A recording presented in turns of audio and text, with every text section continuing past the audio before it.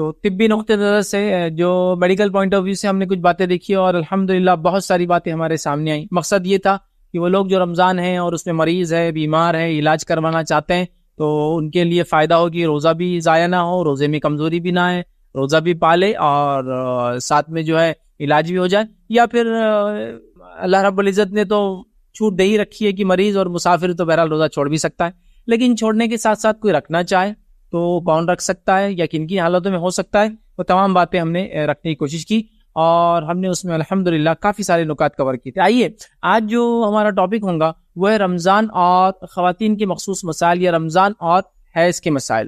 ٹھیک ہے، یہ عنوان بھی اس لیے لینا پڑا اور اس عنوان کی ضرورت کیوں، پہلے مختصر سے اس کے بارے میں کچھ نکات، کچھ پوائنٹس آپ کے سامنے رکھتا ہوں. پہلا پوائنٹ یہ ہے کہ درس کا مقصد یہ ہے کہ ہم اللہ تعالیٰ کی جو عبادت کرتے ہیں روزے کی شکل میں، اس روزے کو ہم اچھے سے رکھ پائیں.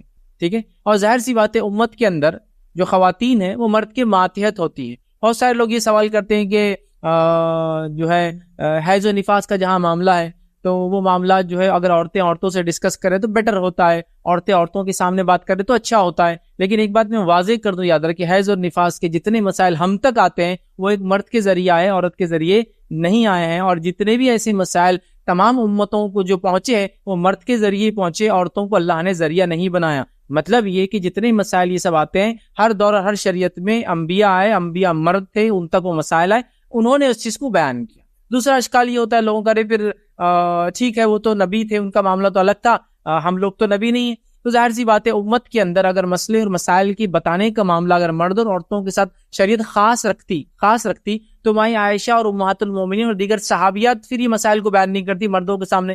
جبکہ ہم جانتے ہیں مائی عائشہ نے اپنے بھتیجے اور اپنے بھانجوں کے سامنے بہت سارے مسائل بیان کیے، یہاں تک کہ مسائل بیان کیے کہ ان کے جو شاگرد ہے عبداللہ بن زبیر رضی اللہ عنہ، جو کہ ان کی بہن اسما کے بیٹے ہیں، جو کہ آپ کے رشتے میں جو ہے بھانجے ہیں، بہن کے بیٹے ہیں، وہ آ کر اپنی خالہ سے سوالات کرتے جس کے اندر بہت سارے سوالات حیض اور نفاس کے تعلق سے، حیض اور استحاضہ کے مسائل انہوں نے پوچھے. اور مائی عائشہ نے اپنے بھانجے سے یہ نہیں کہا کہ بھانجے یہ کیا سوالات ہے، یہ کیسی باتیں کر رہے ہوں، بلکہ بیان کیا، بلکہ کچھ چیزوں میں جو رسومات شروع ہو چکے تھے غلط، ان کو توڑنے کے لیے آپ نے کہا کہ عبداللہ ایسا نہیں، اللہ کے رسول کے زمانے میں ہم تو ایسا کرتی. تو اگر مرد اور عورتوں کا ڈفرینسیشن ہوتا کہ مرد مرد کو بولے، عورتیں عورتوں کو بولے، تو شریعت نے پھر یہ واضح دکھتا کہ صحابہ کو یا میل کبھی یہ بات نہیں سناتی تھی امہات المومنین. اب کوئی کہہ سکتا امہات المومنین تو امہات المومنین امت کی ماں ہے، وہ تو کہہ سکتی ہیں. لیکن مسئلہ یہ شرعی مسائل بیان کرنے میں شریعت نے چونکہ کوئی تفریق نہیں کی تو ہم لوگ خواہ یہ تفریق نہ کرے تو میں سمجھتا ہوں بہتر ہے. جہاں تک مسئلوں کو جاننے کا معاملہ ہے، جہاں تک چیزوں کو سمجھنے کا معاملہ ہے، ہم اسی نیت سے یہ کام کر رہے ہیں، اس کے اندر اور اس کے علاوہ کوئی مقصد نہیں ہے. تو پہلا مقصد ہے ہم ایک فرض عبادت کے تعلق سے دیکھ رہے ہیں کہ اس کو تکمیل کیسے کیا جائے، جس کے اندر ظاہر سی بات ہے طہارت بنیاد ہے.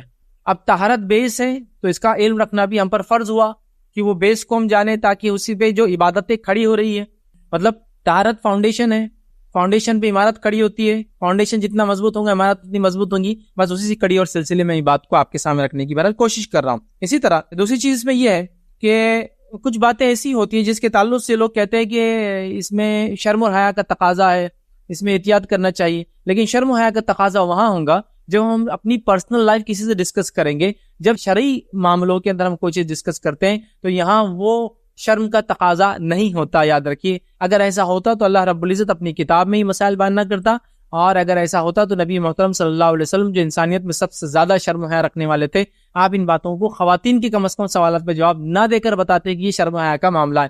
آپ نے بلکہ بتایا، بلکہ مائی عائشہ کی تو ایک روایت ہے، آپ نے کہا کہ اللہ انصار کی عورتوں پر رحم کرے، یہ کسی مسئلے کو پوچھنے میں شرماتی نہیں تھی. نبی اکرم صلی اللہ علیہ وسلم کے ساتھ اپنے تمام مسائل کو انصار کی عورتیں پوچھا کرتی تھی. اور اکثر مسائل حیض و نفاس کے جو ہم تک پہنچے ہیں، بچوں کی ولادت کے تعلق سے ہم تک پہنچے ہیں، آداب مباشرت کے تعلق سے، یا جو ہے ایٹیکیٹس آف سیکشل لائف کا جو ہم کہیں گے، یہ تمام کی تمام اکثر عورتوں کے پوچھے گئے سوالات کے نتیجے میں نبی اکرم صلی اللہ علیہ وسلم نے ان کو جوابات دیے. اور ایک بھی جواب میں آپ نے یہ نہیں کہا کہ یہ بے شرمی والا سوال ہے لہذا تم مجھ سے مت پوچھو اور یہاں سے چلے جاؤ. ایک بھی آپ کو ایسا سوال کوشچن نہیں ملے گا جہاں ان کو وہاں سے بھیجا گیا، ان کو وہاں سے ہٹایا گیا.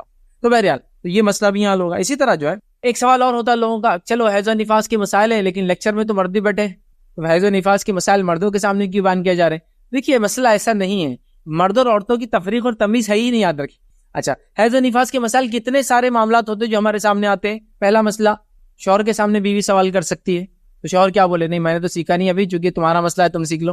ایسا تو ہوتا نہیں. شوہر کے سامنے مسئلے آ سکتے ہیں. یہی مسئلہ باپ، بیٹے، بھانجے، بھتیجے کے سامنے یا کسی اور مسلم مرد کے سامنے آ سکتا ہے. آپ بولیں گے وہ کیسا؟ بہت کامن ہے. آپ حج اور عمرے کو جاتے ہیں، حج اور عمرے کے ساتھ آپ کے قافلے میں عورتیں ہیں، وہ عورتیں ساتھ ہوں گی، وہ آپ کی ماں ہو سکتی، بہن ہو سکتی، بیوی ہو سکتی، بیٹی ہو سکتی، خالہ ہو سکتی، محرم کے ساتھ ہی جاتے ہیں نا سفر میں. اب اس کو کوئی مسئلہ پیش آ گیا تو وہ کیا کرے؟ اور وہاں آپ کیا کریں گے جہاں آپ کی زبان لوگ سمجھنے والے لوگ نہیں، اور وہاں کس عورت کو ڈھونڈیں گے اور کس سے اس سے فتویٰ لیں گے؟ تو ظاہر سی بات ہے وہ خاتون کو اظہار کرنا پڑے گا کہ میرے ساتھ یہ مسئلہ ہو گیا. تب ظاہر سی بات ہے وہاں یہ تو نہیں بولیں گے نہیں تم نہیں سرچنگ ابھی جاؤ، میں انڈیا کال کرتی، انڈیا سے پھر تم کو دوسرا کال آئے گا، پھر وہ تم کو بولیں گے میرے ساتھ کیا ہو رہا. پاسبل نہیں.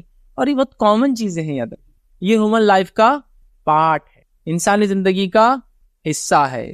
یہ تمام چیزوں کو ایک لمٹ دی گئی، لیکن لمٹ کا ہرگز معنی نہیں ہے کہ اس پر ٹیبو لگا دیا گیا. ٹیبو سمجھتے بالکل حرام کر دیا گیا.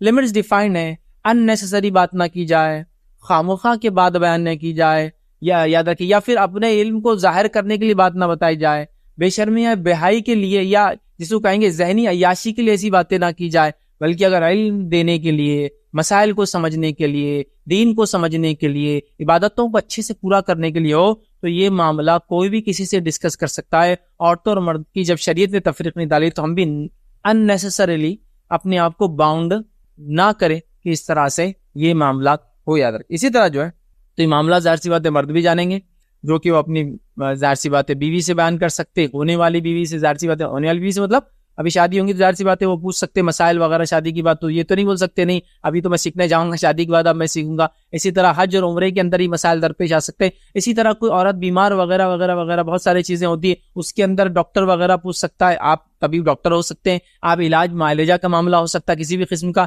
ظاہر سی بات ہے یہ کوئی ایسی بات نہیں ہے. ہاں یہ الگ بات ہے کہ اوپنلی ڈسکس نہ کیا جائے، اشارتاً کنارتاً باتیں کی جائے، لیکن کچھ جگہ اشارے کنارے بھی نہیں چلتے ہیں. جہاں خاص طور سے شریعت کا معاملہ آتا ہے وہاں امپلیسٹلی نہیں ایکسپلیسٹلی بولنا پڑتا ہے، چھپا کر نہیں، کھول کھول کر ایک بات کو بیان کرنا پڑتا ہے، چونکہ اس کے بغیر مسئلہ حل نہیں ہوتا ہے. نبی اکرم صلی اللہ علیہ وسلم کے پاس ایک خاتون آئی اور اس نے حیض کے تعلق سے نبی اکرم صلی اللہ علیہ وسلم سے کچھ کوشچنز کیے اور چند سوالات میں ایسے جملے اس نے ادا کیے کہ نبی اکرم صلی اللہ علیہ وسلم روایت میں آتا ہے کہ اپنا چہرہ پھیر لیا، نفرت کی وجہ سے نہیں، حیا کی وجہ سے. حیا کی، نفرت کی وجہ سے نہیں، حیا کی وجہ سے، کیونکہ اس کا سوال بہت ایکسپلیسٹ تھا، بہت کھول کھول کر بیان کر رہی تھی کہ میرے ساتھ یہ پرابلم ہے، آپ کو اس کا جواب دینا ہوگا. آپ نے کہا کہ حیض کا تیرا مسئلہ ہے، مینسس ہے، ماہواری اور بھی الفاظ جو بھی ادا کرتے ہیں آپ کی زبان میں، تو کاٹن کا استعمال کر. کوٹان جو لفظ ہے یہ عربی کا لفظ ہے، اسی سے انگلش میں کاٹن لفظ آتا ہے، تو کاٹن یوز کر. تو پھر اس نے کہا کہ مجھے بہت زیادہ آتا ہے، اور اس نے جو الفاظ ادا کیے کہ اس طرح سے آتا ہے، تو اللہ کے رسول صلی اللہ علیہ وسلم نے چہرہ پھیر لیا اور ماں عائشہ سے کہا عائشہ تم اسے ذرا ایکسپلین کر دو، لیکن کراہت سے نہیں، نفرت سے نہیں، بلکہ حیا کے تقاضے کے تحت. ٹھیک ہے کچھ لمٹ ہو سکتی، ہر چیز نہیں بہرحال، لیکن یہ سمجھنے کی ہم کو ضرورت ہے. یہ مسائل بڑے اہم ہوتے ہیں، چاہے عورتیں ہو چاہے مرد ہو، چونکہ دین کا معاملہ ہے اور طہارت چونکہ دین کا بیس ہے، تو بیس کو سیکھنا بے انتہا میرے اور آپ کے لیے ضروری ہے. چلیے آگے بڑھتے ہیں اور کچھ نکات اور دیکھتے ہیں اس میں کہ ماہواری ختم ہونے کا یقین یہ بغیر یاد رکھیے نماز اور روزہ شروع نہیں کرنا چاہیے.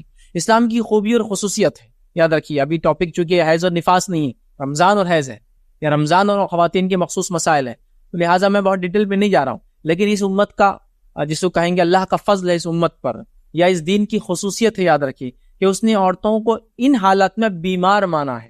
ناپاک تو ہے، اس وجہ سے ناپاک ہے کہ طہارت نہیں ہو پائیں گی تو عبادت نہیں کر پائیں گی، لیکن وہ بیماری کے حکم میں آتی ہے.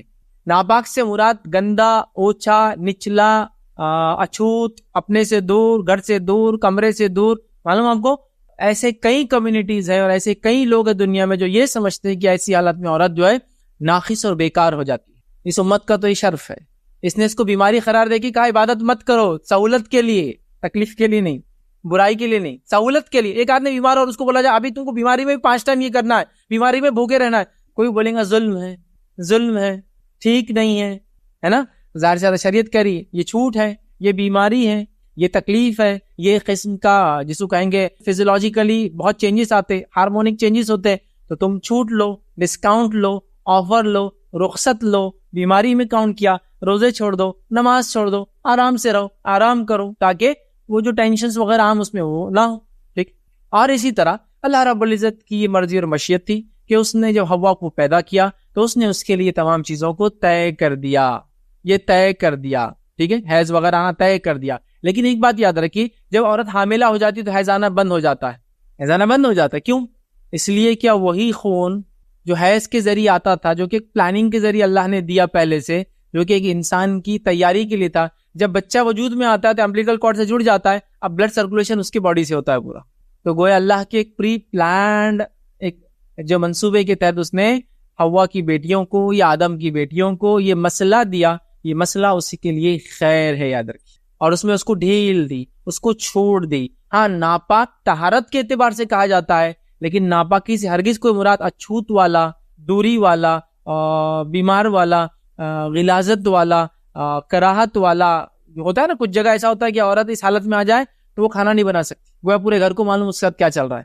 امت مسلمہ میں سمجھتا ہوں کہ اس کو کچھ پتہ نہیں کیا کون سی عورت کی حالت میں، سوا عورتوں کو اگر معلوم ہو تو یا شوہر کو بیوی کے بارے میں معلوم ہو، باقی کسی کو کچھ نہیں پتا.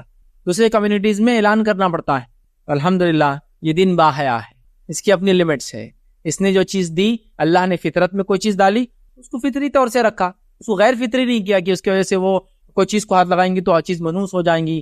میں عائشہ رضی اللہ عنہا فرماتی، میں حیض کی حالت میں ہوتی، حائضہ ہوتی، مینسچوریشن ہوتا میرا، اور میں نبی اکرم صلی اللہ علیہ وسلم مجھے حکم دیتے آپ کے سر میں تیل لگاتی، آپ کے سر میں تیل لگاتی، آپ کے جسم پر خوشبو لگاتی. نبی اکرم صلی اللہ علیہ وسلم میرے ساتھ اٹھتے اور بیٹھتے، ٹھیک ہے، میرے ساتھ لیٹتے، اور یہاں تک آپ فرماتی کہ نبی اکرم صلی اللہ علیہ وسلم میرے مانڈی پر لیٹتے اور تلاوت قرآن کرتی، جبکہ میں سنتی لیکن حیض کی حالت میں ہوتی. سبحان اللہ. الحمدللہ یہ دین کی بڑی خصوصیت ہے، یاد رکھیے. صرف طہارت کے مسائل میں کہتا ہوں نا، کئی بار اگر ڈیٹیل میں رکھ دیا جائے اور ان چیزوں کو اگر ہماری نان مسلم بہنیں اگر سن لے تو اس سے بڑا آفر اور اٹریکشن ان کو نظر نہیں آئے گا. یاد رکھیے، اتنا بڑا آفر اٹریکشن صرف ایک ہی سی طہارت کے معاملے میں، تو باقی دین کا کیا حال ہوگا؟ باقی دین کا کیا حال ہوگا جس کے طہارت کے مسائل اتنی اوپننس کے ساتھ ہے، اتنی کھلے ہے اپنے آپ میں، اور اتنے فطری ہے، نیچرل ہے. اب اس کو غیر فطری نہیں کرنا. ہاں، خامخواہ ڈسکشن غلط ہے، میں نے کہہ دیا، لیکن اتنا بھی آپ مت چھپا لیجئے کہ یہ بالکل وہ خزانہ ہے جو کبھی دیکھا نہ جائے، کھولا نہ جائے. یہ پرابلم کریٹ کرتا ہے جس کا نتیجہ ہم دیکھ رہے ہیں، خمیازہ بھگت رہے ہیں. اور ہمارے پاس، میری بات کو غور سے سنیں جو لوگ بات سن رہے ہیں، ہمارے پاس قرآن و سنت سے زیادہ یہود و نصارہ کے طریقے، اور ساتھ میں جن قوموں کے ساتھ ہم بستے ہیں ان کے طریقے حیض و نفاس کے مسائل میں زیادہ لیے جاتے. اللہ میں ہم پر رحم کرے بنسبت قرآن و سنت کی. یہ اسی وجہ سے ہوا کہ اس بات کو ڈسکلوز نہ کیا جائے، بولا نہ جائے، یہ بہت بے شرمی فلاں. بہرحال ان چیزوں کو لمٹ میں رکھیے آپ تو اچھا ہے. ان لمیٹڈ ہو، خاموخواہ ہو تو غلط ہے، لیکن لمٹ بالکل ایکسپلیسٹلی بولا جا سکتا ہے، اس میں انشاءاللہ عزیز کوئی عرض نہیں. چلیے ٹھیک ہے. تو عبادت جو ہے جب عورت کریں گی تو حیض اور نفاس کا جہاں معاملہ ہے، جب تک یقین نہ ہو جائے کہ وہ پاک ہے، عبادتیں نہیں کریں گی، اس کو رخصت ہے اس معاملے. میں کیوں کہہ رہا ہوں؟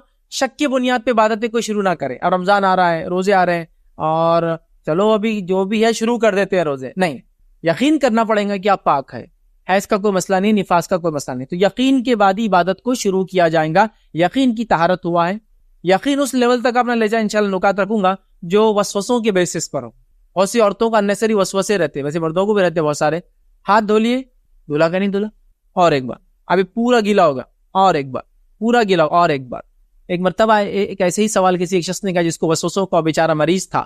اس نے جا کے ایک شخص سے سوال کیا جو عالم دین تھے، اور کہا کہ میں پورا پانی میں ڈوب کر نکلتا ہوں تو بھی مجھے شک ہوتا ہے کہ میں غسل میرا ہوا یا نہیں ہوا، تو اب میں کیا کروں، اب میرے لیے کیا چیز ہے؟ تو انہوں نے کہا تیرے پر غسل واجب نہیں ہے، تو ویسی عبادت کر. انہوں نے کہا میرے پہ غسل واجب نہیں ہے اور میں ویسی عبادت کروں؟ تو کہا شریعت میں پاگلوں پر کوئی حکم نہیں ہے، بولے وہ جو چاہے کر سکتے ہیں. چونکہ پانی میں ڈوبنے کے بعد بھی جب تجھے یقین نہیں ہے کہ تو مکمل جو طہور مطلب پاک ہو گیا، تو اس کا مطلب تو پاگل ہے، اور پاگلوں پہ شریعت نہیں، لہٰذا تو بغیر غسل کی جو کرنا ہے کرتا رہے. یہ وسوسوں والا معاملہ ہے، وسوسے نہیں، یقین والا معاملہ. ٹھیک ہے. تو یقین ہو کہ میں پاک ہوں عورت کو، تو پھر وہ روزے رکھ سکتی ہے. یقین ہو کہ حیض سے پاک ہو، یقین ہو کہ نفاس، حیض مینسس، ٹھیک ہے، یا ماہواری، اور نفاس جو ہے پوسٹ پارٹم بلیڈنگ یا ولادت کے بعد، مطلب اولاد کی پیدائش کے بعد جو خون آتا ہے اس کو کہتے ہیں نفاس پوسٹ پارٹم بلیڈنگ. ٹھیک ہے. تو حیض مینسس اور نفاس پوسٹ پارٹم بلیڈنگ یہ دونوں سے پاک ہے. شی کین گو آن، مطلب وہ روزے رکھ سکتی ہے، نماز پڑھ سکتی ہے. تو پہلے یقین ضروری عبادت کے اندر، اس لیے میں نے نقطہ رکھا. اسی طرح حیض اور نفاس کے معاملے میں یاد رکھیے شک کی بنیاد پر کوئی چیز نہیں ہوتی. عبادتوں کی شروعات یقین کی بنیاد پر ہوتی ہے، تو کبھی بھی شک کی بنیاد پر نہ کریں. جیسا میں نے مثال دے دی کہ حیض آ گیا خاتون پاک ہو گئی. کچھ لوگوں کو تو یہ حیض اور نفاس کے اتنے وسوسے ہوتے ہیں, مطلب ان کے پاس صحیح نالج نہیں ہوتا ہے, وسوسے اتنے زیادہ ہوتے ہیں. نتیجہ کیا ہوتا ہے معلوم آپ کو, کہ میں نے یہاں تک واقعات دیکھے ہیں کہ عورتوں نے اپنا رحم ہی نکال دیا تاکہ حیض ہی نہ آئے. اتنا ایکسٹریم سٹیپ ہے, شریعتاً جائز نہیں. لیکن وہ جو پاگل پن ہو رہا تھا, جو ان کے شوہر پریشان تھے ان کے اس پاگل پن سے, میں پاک ہوئی ہے نہیں ہوئی, کوئی چادر بدل دو, تکیا بدل دو, بستر بدل دو, گدے بدل دو, یہ بدل دو, پلنگ کو دو فلاں کر دو, میں نہا کے آئی تھی 10 بار, تو بولے بھیا اس سے اچھا ہے کہ تمہارا مریض ہے تو اب تمہارا جو اللہ, اس لیے یقین شک کے بنیاد پہ تو نہیں ہونا. لیکن یقین کیا ہے, آپ ایک بار دیکھیں اور یقین ہوگا. وہ اتنا کوئی ویریفیکیشن, کوئی ٹیسٹ کرنا, یہ ساری چیز ضروری اس معاملے میں نہیں. اس چیز کو ہم تو یقین کی بنیاد پہ کریں. اسی طرح نفاس کے مسائل بھی حیض جیسے یہ کم و بیش, کوئی اس میں فرق نہیں سوائے اس کے کہ نفاس کا وقت ذرا لمبا ہوتا ہے پوسٹ پارٹم بلیڈنگ کا, اور مینسز کا حیض کا وقت کم ہوتا ہے. ورنہ مسائل دونوں کی ایک ہے, دونوں میں نماز اور روزہ نہیں ہوں گا, اور دونوں کی حالت میں نماز کی قضا نہیں اور روزے کی قضا ہے. دونوں میں نماز اور روزہ نہیں ہوں گا. ماں عائشہ فرماتی ہے جب ہم حیض سے ہوتی تو اللہ کے رسول صلی اللہ علیہ وسلم ہم کو روزہ اور نماز چھوڑنے کا حکم دیتے, اور نماز کی ہم کو قضا کا حکم نہیں دیتے اور روزے کی قضا کا حکم دیتے. تو پتہ چلا حیض اور نفاس میں جو روزے چھوٹتے ہیں اس میں بعد حیض اور نفاس کے کمپلیشن کے روزے کی قضا کریں گے, لیکن نماز کی قضا نہیں ہوں گی. لیکن یہ دونوں عمل اس معاملے میں نہیں ہوں گے, یاد رکھیے, ٹھیک ہے. اسی طرح جو ہے حیض کی اور نفاس کی کوئی مدت فکس نہیں ہے. ہمارے پاس ہند پاک میں, انڈیا پاکستان میں یہ معاملہ بڑا عجیب ہے کہ ہمارے پاس ایک فکس لمٹ دے دی گئی. فکس لمٹ دے گا اتنے دن ہوتا ہے. کچھ جگہ لمٹ فکس ہے, کچھ جگہ خاندانی لمٹس بھی ہے. اب کیا بولوں میں, خاندانی لمٹس. ہمارے خاندان میں 7 دن کوئی نماز نہیں پڑھتا. بہو اب تم بھی آ گئی یہ خاندان میں, تو اب تم بھی کیا کریں گے, وہ خاندان میں 3 دن تھا, یہ خاندان میں 7 دن نہیں پڑھیں گے. اور وہ بیچاری پڑھنے چاہ رہی تو بولے ہوشیاری کر رہی, ہم سے آگے جا رہے, ہم سے زیادہ تو متقی پرہیزگار ہے. جس مسئلے کا تعلق ایک انسان کی ذات سے, اس کو آپ فکس کیسا کر سکتے. ایک آدمی ہے, 1 روٹی کھاتا ہے پیٹ بھر جاتا ہے. ایک آدمی ہے 2 روٹی کھاتا ہے پیٹ بھر جاتا ہے. ایک آدمی ہے 3 روٹی کھاتا ہے پیٹ بھر جاتا ہے. ایک آدمی ہے 4 روٹی کھاتا ہے پیٹ بھر جاتا ہے. یا ایک آدمی ہے 4 روٹی کھاتا ہے پیٹ نہیں بھرتا ہے. ٹھیک, ہر کسی کے لمٹس. اب آپ کیا بول رہے, نہیں سب لوگ 7 روٹیاں کھائیں گے, یہ کیا تماشا ہے, تم کھاتے ہوں گے کھاؤ, ہم کو کیا, نہیں سب کو کھانا پڑے گا, یہ خاندان کا رواج اور طریقہ ہے. آپ بولیں گے غلط ہے, کھانے میں جیسا فکس نہیں ہے, ہر چیز اللہ تعالیٰ نے ویسی بنائی, تو آپ فکس اس کو نہیں کر سکتے اور نہیں کرنا چاہیے. تو حیض کی بھی کوئی لمٹ فکس نہیں. یہ زمین, زمانہ, خاتون, سائیکولوجیکل کنڈیشن, فزیکل کنڈیشن, بیماریاں, ہارمونک چینجز اور وغیرہ وغیرہ وغیرہ پہ ڈیپینڈ ہے. اس کا کوئی تعلق فکس ڈیٹ سے نہیں ہے, یاد رکھیں. ان دا سینس فکس ڈیٹس ان کے ہوتے ہوئے ایک الگ بات ہے, لیکن یہ فکس جو 3 دن 5 دن 7 دن کوئی ضرورت نہیں.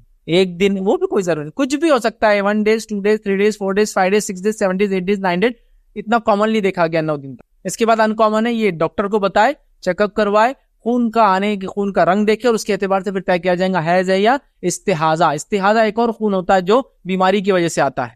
استحاضہ وہ حیض نہیں ہوتا ہے, اور اس کا رنگ کمزور ہوتا ہے اس کے خون کے مقابلے میں. ٹھیک ہے, یہ اس کا ڈیفرنسیشن. تو یاد رکھیے کوئی فکس لمٹ نہیں ہے. نفاس پوسٹ پارٹم بلیڈنگ کوئی فکس لمٹ نہیں ہے, جیسے واپس کر دی گئی. کتنی, بچے کی پیدائش پہ کتنے دن عورت ناپاک رہیں گی, 40 دن. یہ یاد رکھیے قرآن کا معاملہ ہے, نہ حدیث میں بتایا گیا ہے. یہ بات بائبل کی ہے, بائبل میں ہے کہ اگر عورت اولاد پیدا ہو تو لڑکی کی پیدائش دوہری ناپاکی رہتی ہے ان کے پاس, ڈبل. تو یہ وہاں ہے, ہمارے پاس نہیں. ہمارے پاس کیا ہے کہ جب معاملہ ختم ہو جائے, وہ 10 دن 12 دن 15 دن 4 دن 8 دن 30 دن 32 دن 37 دن, ہاں 48th day is the limit کہیں گے نفاس کی. اس کے بعد وہ نفاس نہیں, وہ فاسد خون کہلاتا ہے. مطلب عام چیز ہے, بیماری ہے, رگ پھٹنے سے کسی اور مسئلے سے ہوتا ہے, اس کو پھر اس میں کاؤنٹ نہیں کیا. تو 48 از دا لاسٹ لمٹ. ہم نے اس کو شروعات اور خاتمہ دونوں بنا دیا, نہیں اتنے دن کرنا ہی ہے. نتیجتاً ہماری بیچاری امتی مسلمہ کی عورتیں عبادتوں سے دور ہے. ایمانی کیفیت کتنی گر جائیں گی اندازہ لگائیے جب ایک خاتون اتنے دنوں تک عبادتوں سے خواہ مخواہ دور رہیں گی, یہ سمجھ کے کہ میں ناپاک ہوں. تو بہرحال یہ چند تمہیدی جو ہے کلمات تھے جو میں نے مناسب سمجھے آپ کے سامنے پہلے رکھوں. اب آئیے اب اپنے ٹاپک کی طرف اور چند مسائل کی طرف میں انشاءاللہ عزیز بڑھتا ہوں. آئیے پہلا نقطہ آپ کے سامنے ڈسکس کرتا ہوں. وہ یہ ہے کہ جو کامن کوشچنس آتے ہیں وہ کامن کوشچنس کے بیسس سے میں نے بنایا ہوں. یہ بات یاد رکھیں کہ اس میں کوئی چیز بھی ذرہ برابری بدل جائیں گی تو جواب بدل جاتا ہے. لہٰذا اگر اس میں سے کوئی بات ایسی ہو جو آپ کے ساتھ ہوئی ہو لیکن کچھ اس میں تبدیلی ہو تو آپ قطعاً میری بات پر قیاس آرائیاں کر کے عمل نہ کریں, بلکہ علماء سے رابطہ کر کے اس معاملے میں فتویٰ لے لیں. تو ذرا سے چینجز چیزوں کو جائز کو ناجائز اور ناجائز کو جائز کر دیتے ہیں. تو خیاس آ رہا ہے یہ نہ کرو، ایسا ہے تو ایسا ہوگا مت کی. ٹھیک ہے، یہ بات کو آپ ذہن میں رکھیں. یا پھر اپنے سوال سے کوئی اس میں نے نہ کہی کوئی بات تو آپ اس میں بہرحال پوچھ سکتے ہیں. آئیے پہلا جو کامن کوشچنس ہے، جو سوالات جو کرتے ہیں، وہ سوالات جو میرے پاس آئے جو پوچھے گئے، میں انہیں پہ جو فتح میں نے پڑھے آپ کے سامنے رکھ رہا ہوں. وہ یہ کہ مغرب سے اگر 5 منٹ پہلے بھی اگر حیض آ جائے تو سوال ہوتا ہے کیا روزہ ہمارا کمپلیٹ ہوگا، کنٹینیو کرے؟ تو یاد رکھیے سورج غروب ہونے، مغرب اسی کو کہتے ہیں، سورج غروب ہونے سے پہلے چاہے وہ 5 منٹ پہلے کیوں نہ ہو، اگر حیض آ جائے تو اس دن کا روزہ چلا گیا. اب اس کی بعد رمضان کیا کرنا ہوں گی؟ قضا کرنا ہوں گی. سمجھ رہا ہے بات کو؟ وہ روزہ نہیں ہوا. اب سوال، اب روزہ نہیں ہوا تو پھر پورا دن ہم نے کیا کیا؟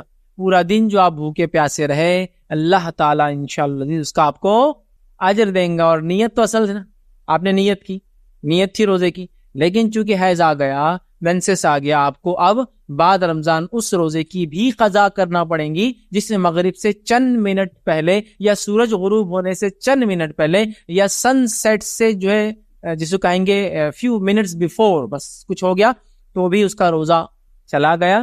وہ اس روزے کی بعد رمضان قضا کریں گی. ٹھیک ہے. اسی طرح دوسرا سوال جو کامنلی آتا ہے، رات میں فجر سے پہلے اگر حیض ختم ہو جائے تو، اب ظاہر سے حیض کیسے ختم ہوتا ہے، یہ ایک عورت جانتی، وہ اس کی علامتیں جانتی، وہ سمجھ سکتی.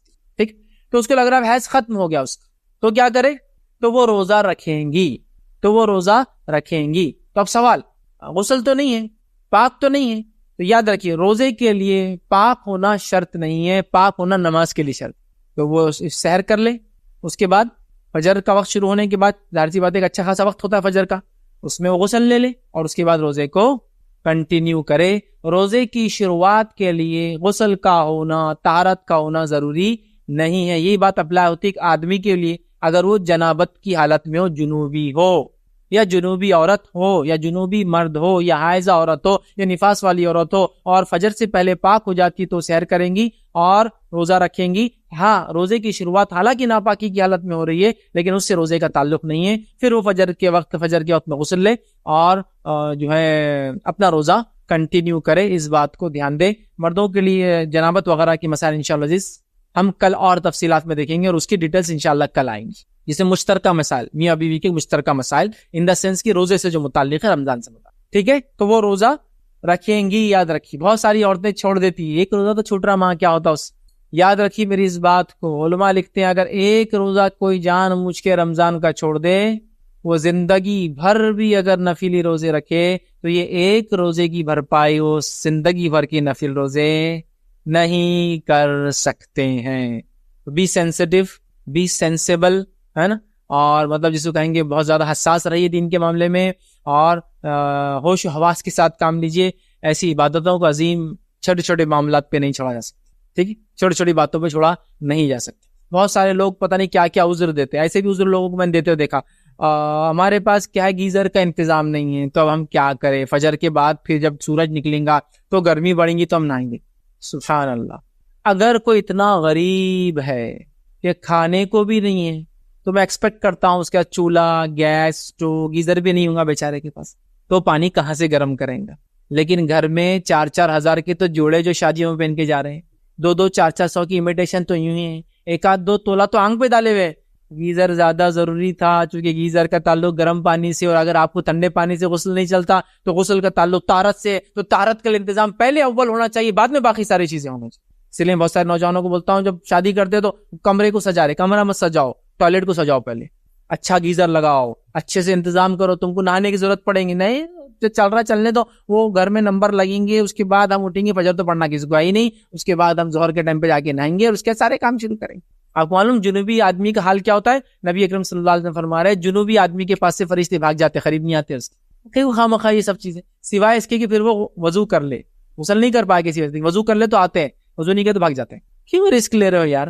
اتنے سہولتیں دین نے دی، اللہ نے مال دولت سب کچھ دیا، سمجھ دے اللہ، یہ بڑی بات ہوگی. گھر میں کتاب نہیں ہے، تفسیر بہت مہنگی آتی ہے. تفسیر مہنگی آتی ہے، کتنی مہنگی آتی ہے؟ تو 4-5 ہزار کی تفسیر آ رہی ہے، باہر ہے، انڈین پرنٹ نہیں ہے اس کا، ٹھیک ہے، بہت مہنگی ہے نا. ہاتھ میں ہینڈ سیٹ کتنے کا ہے؟ کتنے کا ہے؟ 10-12 ہزار سے تو کم نہیں ہوگا یار. وہ ضرورت کی چیز نہیں ہے، سادہ ہینڈ سیٹ چل جائے گا 5-7 سو کا. قرآن کی تفسیر بہت ضروری ہے. وہ میرے دنیا اور آخرت. تو یہ سمجھ کے اس چلے تو پھر گیزر وغیرہ کوئی ایشو نہیں ہوگا. جو لاکھوں روپیہ امت شادیوں میں یوں پھینک دیتی ہے, اس کے لیے کیا مسئلہ ہے کہ اپنی طہارت کے مسائل کو اچھا رکھے, ٹوائلٹس کو صاف رکھے, گرم اور ٹھنڈے پانی کے انتظامات رکھے, تاکہ ایک انسان کو جب ضرورت پڑے ان چیزوں کی وہ کر لے. ٹھیک ہے, تو بہرحال ٹھیک ہے. تو حیض ختم ہو جائے تو سحر, مطلب ابھی فجر شروع نہیں ہوئی تو روزہ رکھ سکتے ہیں, سحر کر لے, اور ظاہر سی بات ہے جب غسل کا وقت نہیں ملے گا بعد میں فجر کے وقت غسل کر لے, تو نماز وغیرہ پڑھ لے. تیسرا مسئلہ اس معاملے میں وہ یہ ہے, جو لوگ سوال کرتے ہیں عام طور جو ہمارے پاس آئے وہ یہ کہ فجر سے پہلے حیض ختم ہو گیا مگر غسل نہیں تھا, تو کیا سحر درست ہے؟ ہاں, سحر کا کوئی تعلق طہارت سے نہیں ہے, اور روزے کا تعلق طہارت سے نہیں ہے. ہاں, یہ الگ بات ہے کہ آپ کو حیض یا نفاس ہوں گا تو آپ روزہ نہیں رکھ سکتے, لیکن اس کی شروعات کے لیے آپ کو اس کی ضرورت نہیں ہے, تو لہٰذا روزہ آپ رکھ سکتے ہیں. آپ کا روزہ بالکل درست ہے ایسی حالت میں آپ ہے. اس کے بعد آپ فجر کی نماز سے پہلے غسل لے لیں اور اس باقی کا عمل آپ کر سکتے ہیں. آئیے اسی طرح اگلا نقطہ ہم دیکھیں گے انشاءاللہ عزیز.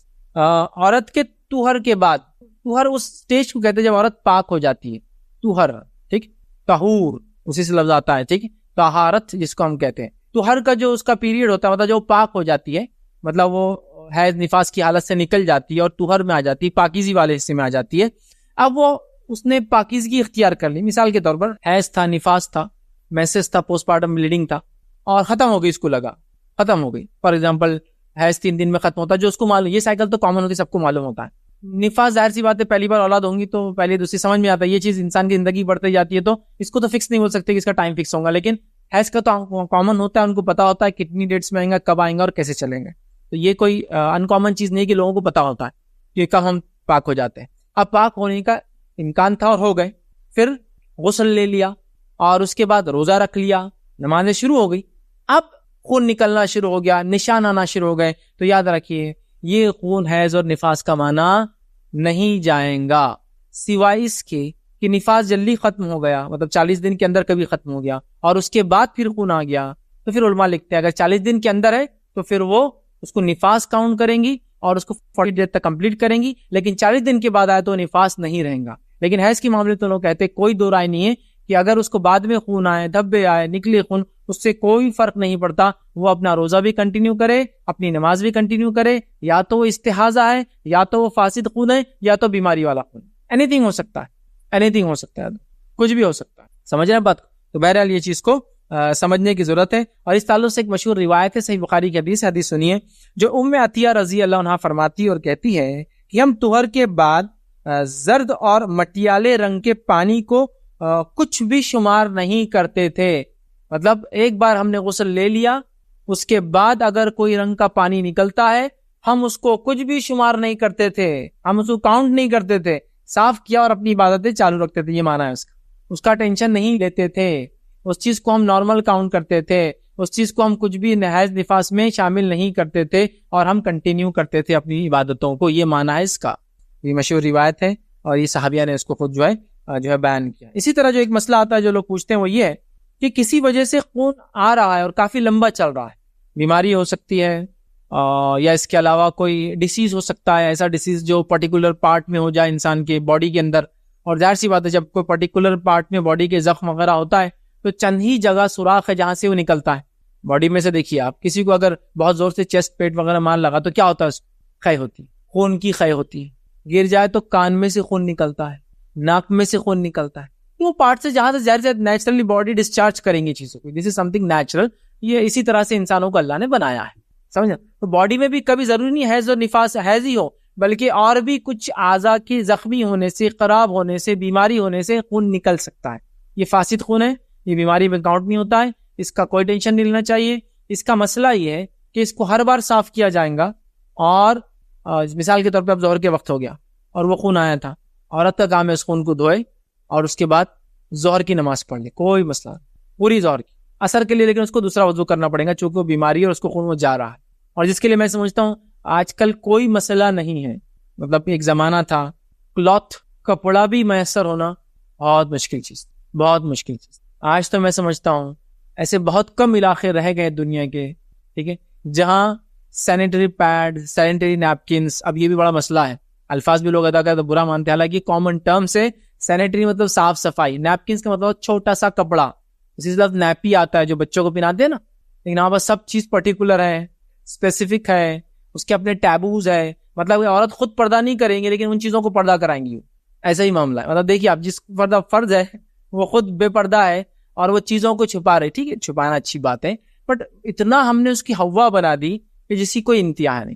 تو آج کل اتنا کامن ہے. نبی اکرم صلی اللہ علیہ وسلم کے زمانے میں بڑا مشکل ہوتا تھا, لوگوں کو میسر نہیں تھا, غربت عام تھی. حالات یہ تھی کہ ایک عورت کے پاس اگر اوڑھنے کو اوڑھنی ہوتی تو دوسرے کے پاس اوڑھنی نہیں تھی. اگر ایک جاتی گھر سے باہر دوسری انتظار کرتی کہ وہ آئے تو میں پھر پہن کے جاؤں. یہ غربت کا عالم تھا جس کی وجہ سے وہ لوگ کپڑے وغیرہ یوز نہ کرتے ہوئے فزیکل انسٹرومنٹ میں خون جمع کرتی تھی. یہ بالکل واضح روایتیں, میں ڈیٹیل میں نہیں جا رہا ہوں لیکن اس کی میں کیوں کہہ رہا ہوں کہ جو سفسٹیکیشن آپ نے ڈیولپ کر لیا اور اننیسری چیزوں کو لے جا رہے ہپ کر کے تھوڑا اس کو نارملائز کرنے کی ضرورت ہے. میں عائشہ کی کئی روایتیں کہ امہات المومنین سے کچھ کو ایسا مسئلہ تھا جس کی وجہ سے کپڑا وغیرہ بہت مہنگا تھا, میسر نہیں تھا, اوڑھنے کو نہیں ہوتا, لوگوں کو تن ڈھانکنے کو نہیں ہوتا, کہاں سے وہ لگائیں. تو ہم لوگ کسی چیز کو استعمال کرتے جس کے اوپر ہم بیٹھا کرتے اور اس میں خون جمع ہوتا. سبحان اللہ, سمجھ رہے آپ. تو بہرحال لیکن آج کل بڑی سہولتیں وغیرہ ہے تو آسانی سے سب چیزیں معلوم ہو جاتی اور یہ مسئلہ جاننا امپورٹنٹ بھی. آئیے ماں عائشہ کی روایت سن. ماں عائشہ فرماتی ہے کہ انصار کی عورتوں پہ اللہ رحم کرے, وہ اتنی عبادتوں کے اندر وہ ہوتی مطلب اتنی خوش ہوتی اپنی عبادتوں کے معاملے میں کہ ان کا حیض ختم ہوا یا نہیں ہوا اس میں اتنی جلد بازی کرتی کہ اپنے کاٹن پیڈز میرے پاس بھیجا کرتی تاکہ میں ان کو دیکھ کر پہچانوں یہ حیض ختم ہوا یا نہیں ہوا, اور میں ان سے کہتے ابھی ٹھہری رہو. لیکن ان کا جوش و جذبہ اتنا زیادہ تھا وہ میرے پاس بار بار بھیجتی دیکھ لو ہو گیا دیکھتا کہ ہم کیا شروع کریں, عبادتیں شروع کر دیں. نفلی روزے ہمارے ضائع ہو جا رہے کہ پیر آ رہا ہے, جمعرات آ رہا ہے, چلا جا رہا ہے, ہم رکھنا ہے, وہ نمازیں ہماری جاری ہیں, ہمارے پاس لوگ سوچ رہے ابھی چلتا رہے تو اچھا ہے تاکہ سکون میں رہے. دیکھیے آپ کیا فرق ہے زمین اور زمانے کا اور وہ جو جستجو تھی ان کی. بہرحال یہ تمام باتیں آپ روایتوں میں, احادیث میں, سیرتی کتاب بہرحال پا سکتے ہیں. چلیے آگے بڑھتے ہیں.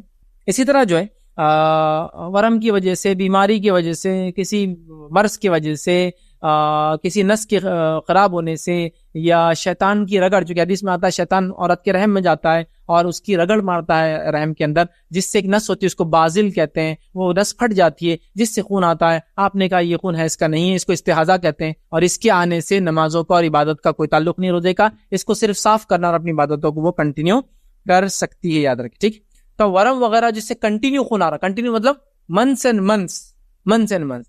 تو اس معاملے میں کیا کرے, اس معاملے میں دو باتیں ہیں, جوان عورت کے لیے الگ ہے اور بوڑھی عورت کے لیے الگ ہے. جوان عورت ہے اگر اس کو ایسا کنٹینیوس بلڈ آ رہا ہے تو علماء لکھتے ہیں وہ کیا کریں گے, جو اس کی ریگولر سائیکل ہے اس کو کاؤنٹ کریں گے. فار ایگزامپل اس کو منتھ کی ڈیز میں, اور ظاہر سی بات ہے سائیکل جو ہے ویکس کے حساب سے چلتی, 4 weeks 28 days. ٹھیک ہے, تو منتھس کے حساب سے جو بھی بہرحال منتھس کے حساب سے چل رہی, ویکس کے حساب سے چل رہی, 28 days کے حساب سے پلٹ رہی سائیکل, تو ان کو یاد ہوتا ہے کہ یہ ڈیز میں اب یہ ہونے والا ہے.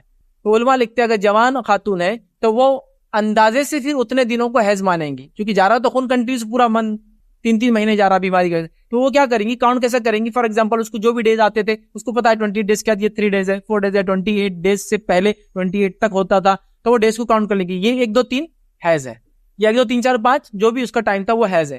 اس کے بعد وہ غسل کریں گی اور باقی کی بلڈ کو وہ حیض نہیں مانیں گی اور اپنی عبادتوں کمپلیٹ کریں. یہ ہوا جوان خاتون کا. بوڑھی اگر کوئی خاتون ہو اور اس کے ساتھ اگر یہ مسئلہ ہو تو بوڑھی خاتون کے لیے وہ خاتون جو مینوپاز کی ایج میں چلے گی, مینوپاز کہتے ہیں ایسی عمر کو جس میں عورت کو حیض آنا بند ہو جاتا ہے. سائنٹیفک اعتبار سے یہ 40 سال سے اوپر کی عمر کی عورتوں کو ہوتا ہے, 40 and more than 40 years. فقہا اس معاملے میں لکھتے ہیں, فقہا کے 2 رائے, 50 سال کی عورت مینوپاز میں چلے جاتی ہے, مطلب اس کے بعد حیض نہیں مانا جاتا ہے, اور کچھ فقہا نے لکھا 60 سال. لیکن شیخ صالح العثیمین رحمہ اللہ فرماتے ہیں نہ 50 سال نہ 60 سال, یہ عورت اس کے جسم زمین زمانے پہ ڈیپینڈ ہے, جب اس کو بند ہو جائے تو ہو جائے, سمجھ رہے. بٹ لیکن یہ فقہا کا قول ہم لے سکتے کہیں کہ جیسے عورت 50+ ہے, 60+ ہے, تو ہم کہیں گے مینوپاز ہو گیا, مطلب اب اس کو حیض نہیں آتا ہے اور پھر یہ خون جا رہا ہے, تو اس کو پھر وہ کہتے ہیں حیض میں شمار نہیں کیا جائے گا. مینوپاز ہونے کے بعد, حیض آنا بند ہونے کے بعد, مطلب حیض آتا ہی نہیں اس عورت. اب ایسی عورت بوڑھی جس کو حیض آنا بند ہونے کی عمر میں وہ چلی گئی اور وہ جا رہی تھی اس عمر میں اور یہ مسئلہ ہو گیا بیماری والا, تو کیا کرے. تو علماء لکھتے ہیں پھر جوان عورت والا مسئلہ وہ بھی کرے, اس کو جب حیض آتا تو وہ ڈیز کو کاؤنٹ کر لے, اتنے دن تک کے خون کو حیض مانے, اس کے بعد غسل کرے, باقی دنوں پاک رہے. سمجھ رہے. تو یہ 3 رائے ہو گئی, جوان عورت کے لیے, بوڑھی عورت کے لیے جس کو بند ہو گیا ہے, اور ایک بوڑھی عورت جس کو بند ہو رہا تھا اور تب یہ مسئلہ ہو جائے. تو یہ تمام چیزیں بہرحال آپ کے سامنے بہرحال میں نے رکھ دی. اسی طرح جو یہ خون آ رہا ہے, یا تو اس خون کو بیماری والا خون مانا جائے گا یا استحاضہ والا خون مانا جائے گا. اور بیماری اور استحاضہ والے خون میں یا فاسد خون میں کیا کرنا ہے آپ کو پتا ہے, صرف اس کو صاف کرنا ہے, وضو کرنا ہے, اپنی عبادتیں کمپلیٹ کرنا ہے. اور ایک نماز کیا دوسری نماز کے لیے پھر سے وضو کرنا ہے، اور اس خون کا روزے پہ انشاءاللہ عزیز کوئی اثر نہیں پڑتا ہے، یاد رکھیں، ٹھیک ہے۔ اسی طرح ایک اور مسئلہ جو اکثر لوگوں نے سوال کیا، سوال اس طرح سے کہ ایک خاتون بیمار ہے اور اس کو بیماری کی وجہ سے خون آتا ہے، لیکن وہ وسوسوں کی شکار بھی ہے ساتھ میں۔ اب اس کے وسوسے سے کمپیل کرتے ہیں کہ حیض ہے، اور وہ بڑی پریشان ہوتی ہے، اور ایسا بہت سارے لوگوں نے کوشچنز کی کہ ان کو ایسے شکوک اور شبہات ہوتے ہیں۔ دیکھیے، طہارت میں یقین پر سارا معاملہ ہے، شک کے بنیاد پر کوئی چیز نہیں ہوتی۔ طہارت کا معاملے میں یقین کے بیسس پہ چلتا ہے، شک کے بیسس پہ کوئی چیز نہیں ہوتی۔ میری اس بات کو آپ یاد رکھیے، شک کے بیسس پہ کچھ نہیں ہوتا ہے، یقین۔ تو اگر ایسا کوئی خون آتا ہے، وہ یا تو استحاضہ ہے یا تو فاسد خون ہے، اس کا کوئی تعلق نہیں ہے، جبکہ آپ کی وہ ریگولر ڈیز اس میں نہیں آتا ہے، مطلب ریگولر مینسس کے ڈیز میں نہیں آتا ہے، اس کو حیض نہیں مانا جائیں گا، یاد رکھیے، اور وہ پاک ہی کہلائیں گے، یاد رکھیے۔ تو یہی ہوگا ظاہر اس کا طہور کا ہوگا، پاکیزگی کاؤنٹ ہوں گی، یاد رکھیے، اور وہ نماز بھی پڑھیں گی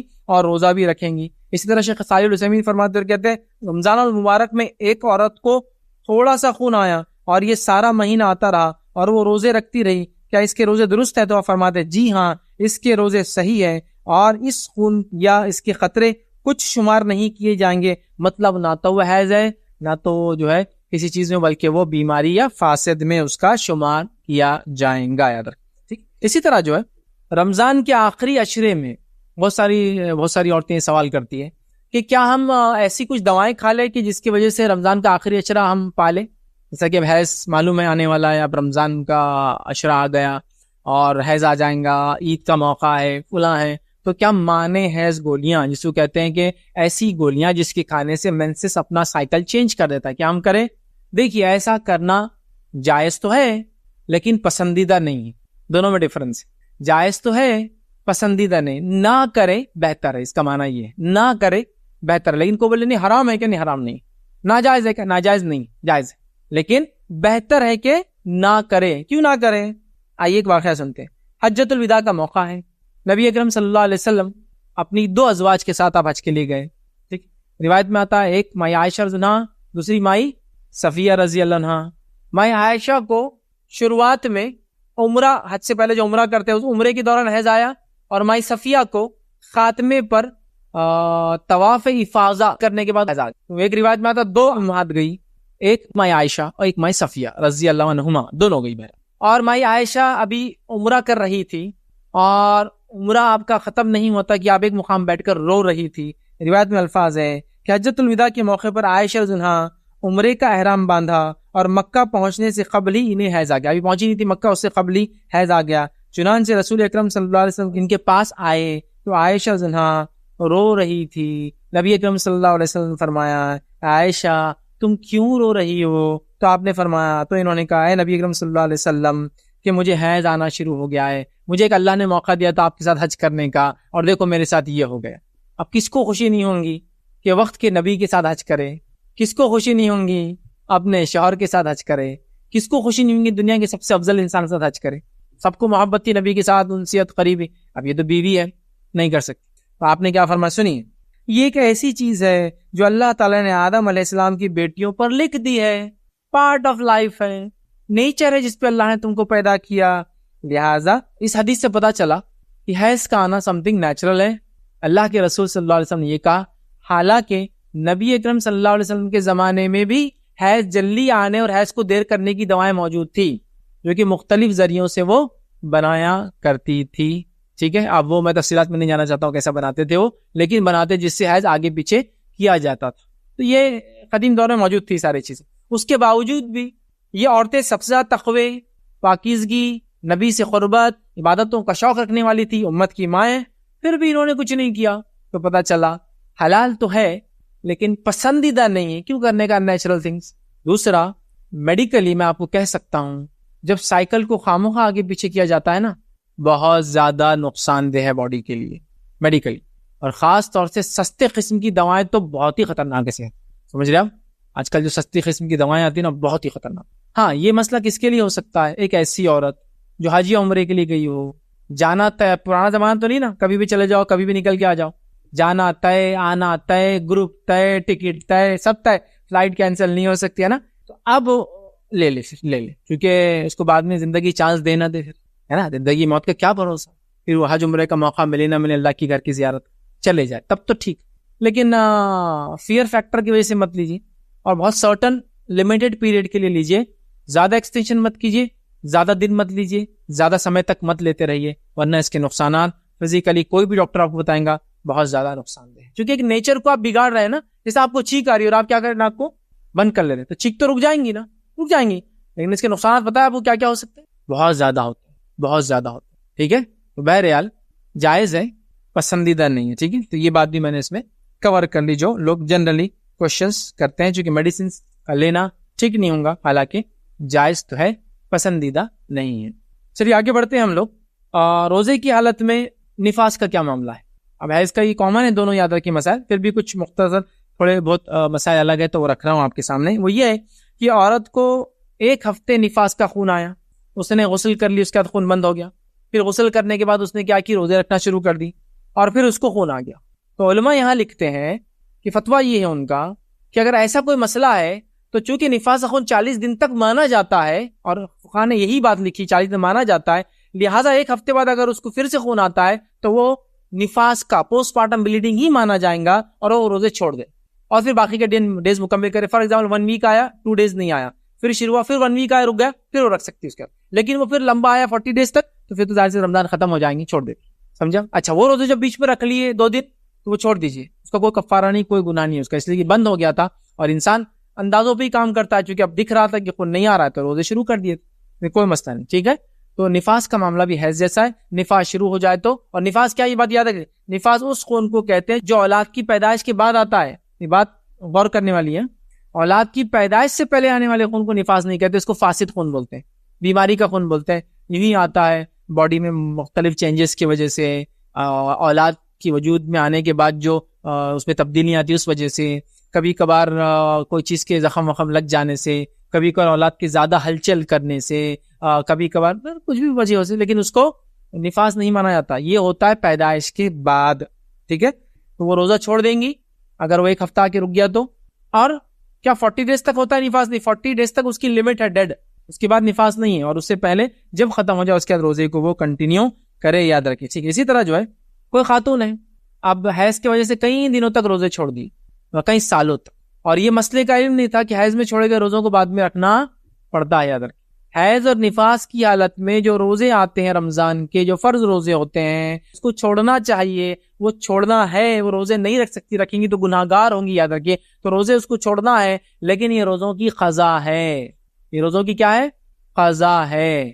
اب ایک لانگ ٹرم تک ایک عورت نے روزے نہیں رکھی، مطلب حیض نفاس آ گیا، روزے چھوڑ دی گئی، اولاد کی پیدائش وہ سال کے رمضان کے روزے چلے گئے، پھر فلاں ہوا تو وہ روزے چلے گئے، پھر حیض کی وجہ سے یہ روزے چلے گئے، وہ روزے چلے گئے، یہ ہو گیا وہ ہو گیا، ایک لانگ ٹرم تک ایسا ہوا، اور اس کو یہ علم نہیں تھا کہ اس کی قضا ہے.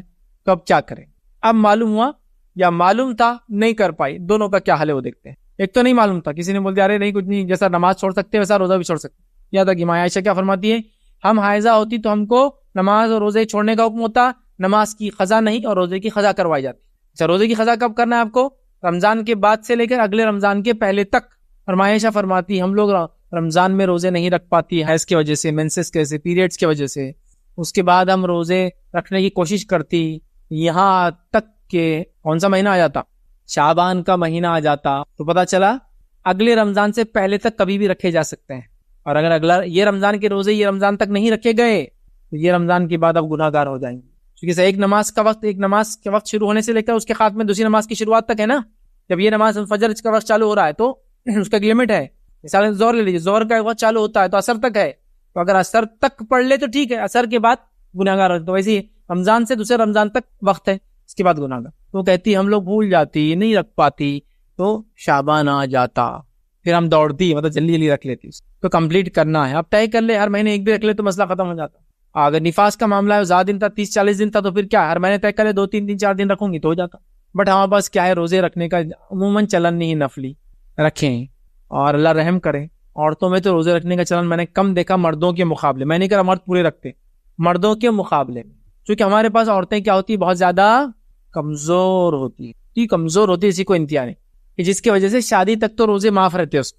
نہیں بچی تو ہے، ابھی یہ ہے فلاں ہے، بہت کمزور ہے، 10 روٹی کھاتی ایک ٹائم میں، اسی کمزوری کا یہ عالم ہے. ہوتا ہے ایسا، میں نے دیکھا ہوں. ٹونی کا پلا دے رہے اس کو روزے, نہیں پھر بھی نہیں رکھ پا رہی, فلاں پروٹین دے رہے, ملٹی وٹامنس دے رہے, پھر بھی بیچاری کور نہیں ہو پا رہی. یاد رکھیے جینیٹیکلی امیونٹی کے اعتبار سے فیمیل چائلڈ اور فیمیل زیادہ امیون ہوتی ہے میل کے مقابلے. اسی لیے گھروں میں نانی اور دادیاں زیادہ زندہ ہے نانا اور دادا کے مقابلے میں. کامن نہیں ہے, ایسا کوئی انکامن نہیں, کوئی بھی نکل لیجیے آپ. میں جب 10 دادیاں حیات ہے تو 2 دادا ملیں گے آپ کو, نیچرل نہیں ہے. مطلب ایسا کوئی میں غلط بات نہیں کر رہا, تو آپ دیکھ لیجیے کئی روزے کے لیے اتنا کمزوریاں اور فلاں یہ سب بہانے ہیں. ایکچولی کیا ہے, عادت ڈالنا ہو. بلکہ ایک صحابی کا واقعہ اتنا مشہور ہے, چھوٹے چھوٹے بچے ہیں آپ ان کو روزہ رکھاتے. آپ سمجھو بچہ یہ سال بالغ ہو رہا تو کیا اسی سال پورے 30 رکھ پائیں گا وہ؟ نہیں. تو سمجھیے ایک 5 6 7 سال سے شروع ہوا, ایک روزہ, ایک رمضان 2 روزے, تیسرا رمضان 10 روزے, چوتھا رمضان 15 روزے, 5واں رمضان 20 روزے, اور پھر اس کے بعد بالغ ہو گئے تو پورے روزے. اچانک نہیں ہوتی نا عادت. اب ہم لوگوں کے لاڑ پیار کا یہ عالم ہے کسی کو انتہا نہیں.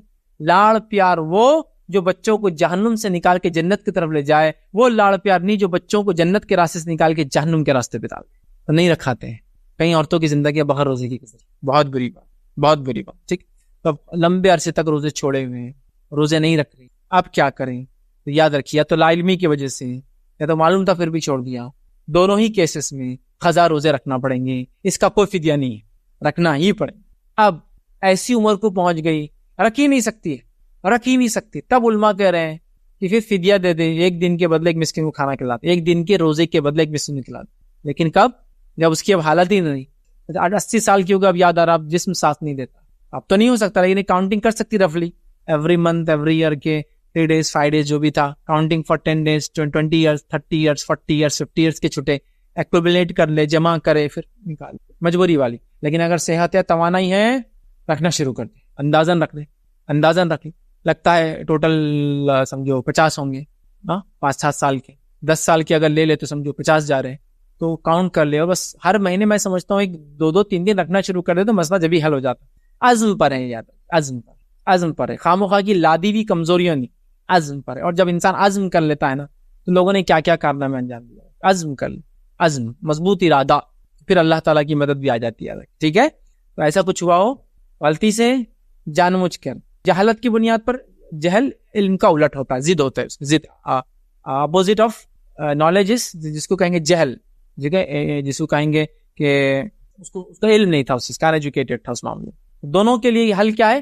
روزے رکھنا پڑیں گے.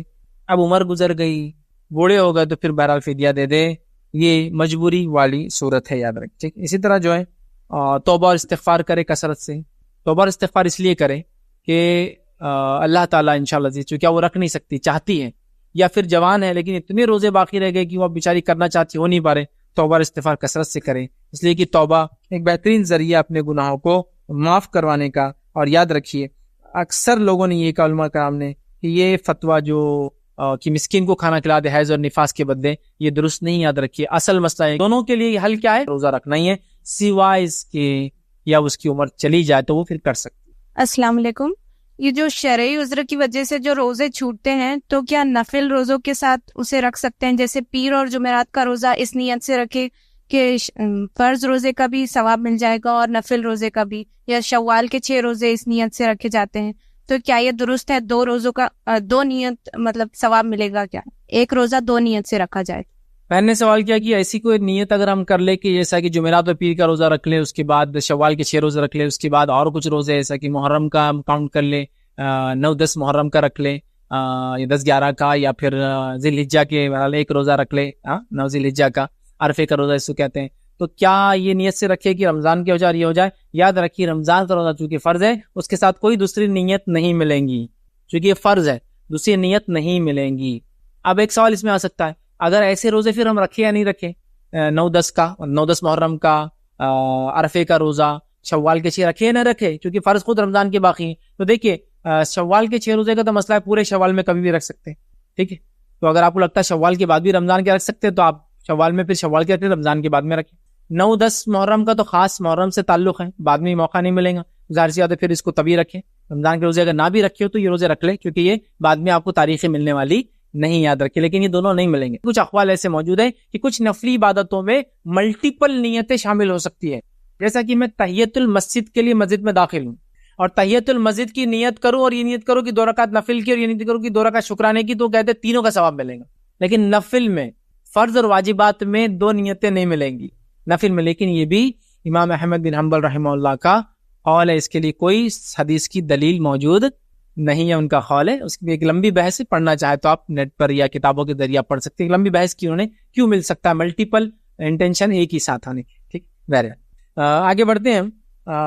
دوسرا ایک اور مسئلہ، حیض ختم ہو گیا یہ سمجھ کے روزہ رکھ لیا، پھر اس کے بعد جو ہے بلڈ آ گیا، خون آ گیا، تو اس معاملے میں کیا کریں؟ اس معاملے میں اس صحابیہ کا قول میں آپ کے سامنے رکھتا ہوں جو فرماتی ہے کہ ہم حیض کے دن ایام ختم ہونے کے بعد جب کوئی خون آتا، میلا کچیلا، گدلا، کمزور رنگ کا، اس کو ہم کچھ بھی نہیں مانتے، مطلب ہم اپنے عبادتوں کو کنٹینیو کرتے جاتے اس حالت میں، اس کو ہم نتھنگ مانتے. ٹھیک ہے، اس بات کو آپ اپنے ذہن میں رکھ لیں اور اس مسئلے کو سامنے نہ لیں. اسی طرح جو ہے بچے کی پیدائش سے پہلے آنے والا خون نفاس نہیں ہوتا، وہ پیدائش کے بعد آنے والا خون ہی نفاس ہوتا ہے. اور بچے کی پیدائش وجود میں آنے سے لے کر اس کی پیدائش تک کوئی خون نہیں آتا حیض کا، یہ بھی یاد رکھ لیا.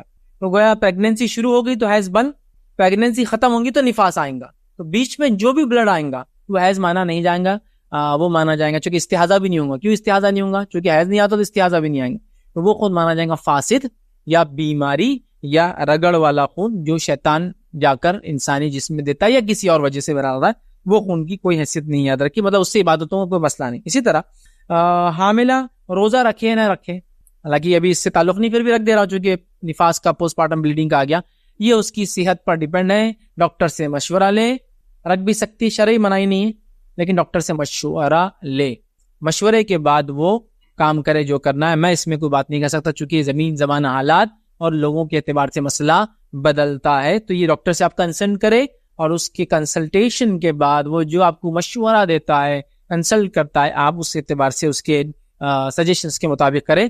لیکن میں یہ کہوں گا یہ یورپ کا یا گرین لینڈ کا یا آئس لینڈ کا روزہ نہ ہو تو ہے، ٹھیک ہے، فن لینڈ کا، ورنہ 20 گھنٹے کے روزے ہوتے ہیں. ظاہر سی بات ہے تو بالکل بیچاری پر ظلم ہو جائے گا اتنا کرے. بٹ ایسے روزے جو ماشاءاللہ معتدل ہوتے ہیں، موسم کے اعتبار سے اعتدال والے ہوتے ہیں، سب سے چھوٹے روزے میں سمجھتا ہوں 7 گھنٹے کے ہوتے ہیں اور سب سے بڑے روزے 21 گھنٹے کے ہوتے ہیں دنیا کے اندر. معتدل روزے میں کہوں گا 10 سے 12 گھنٹے والے روزے معتدل روزے ہوتے ہیں، ٹھیک. اور اگر کرنا چاہے، ایڈجسٹ کرنا چاہے تو سب کچھ ہو سکتا ہے. دیکھیے کرنا چاہے تو سب کچھ، کرنے والوں کے لیے بہت ساری چیزیں، بٹ میں کسی کو اپنے نفس پہ ظلم کرنے کے لیے نہیں کہہ رہا ہوں.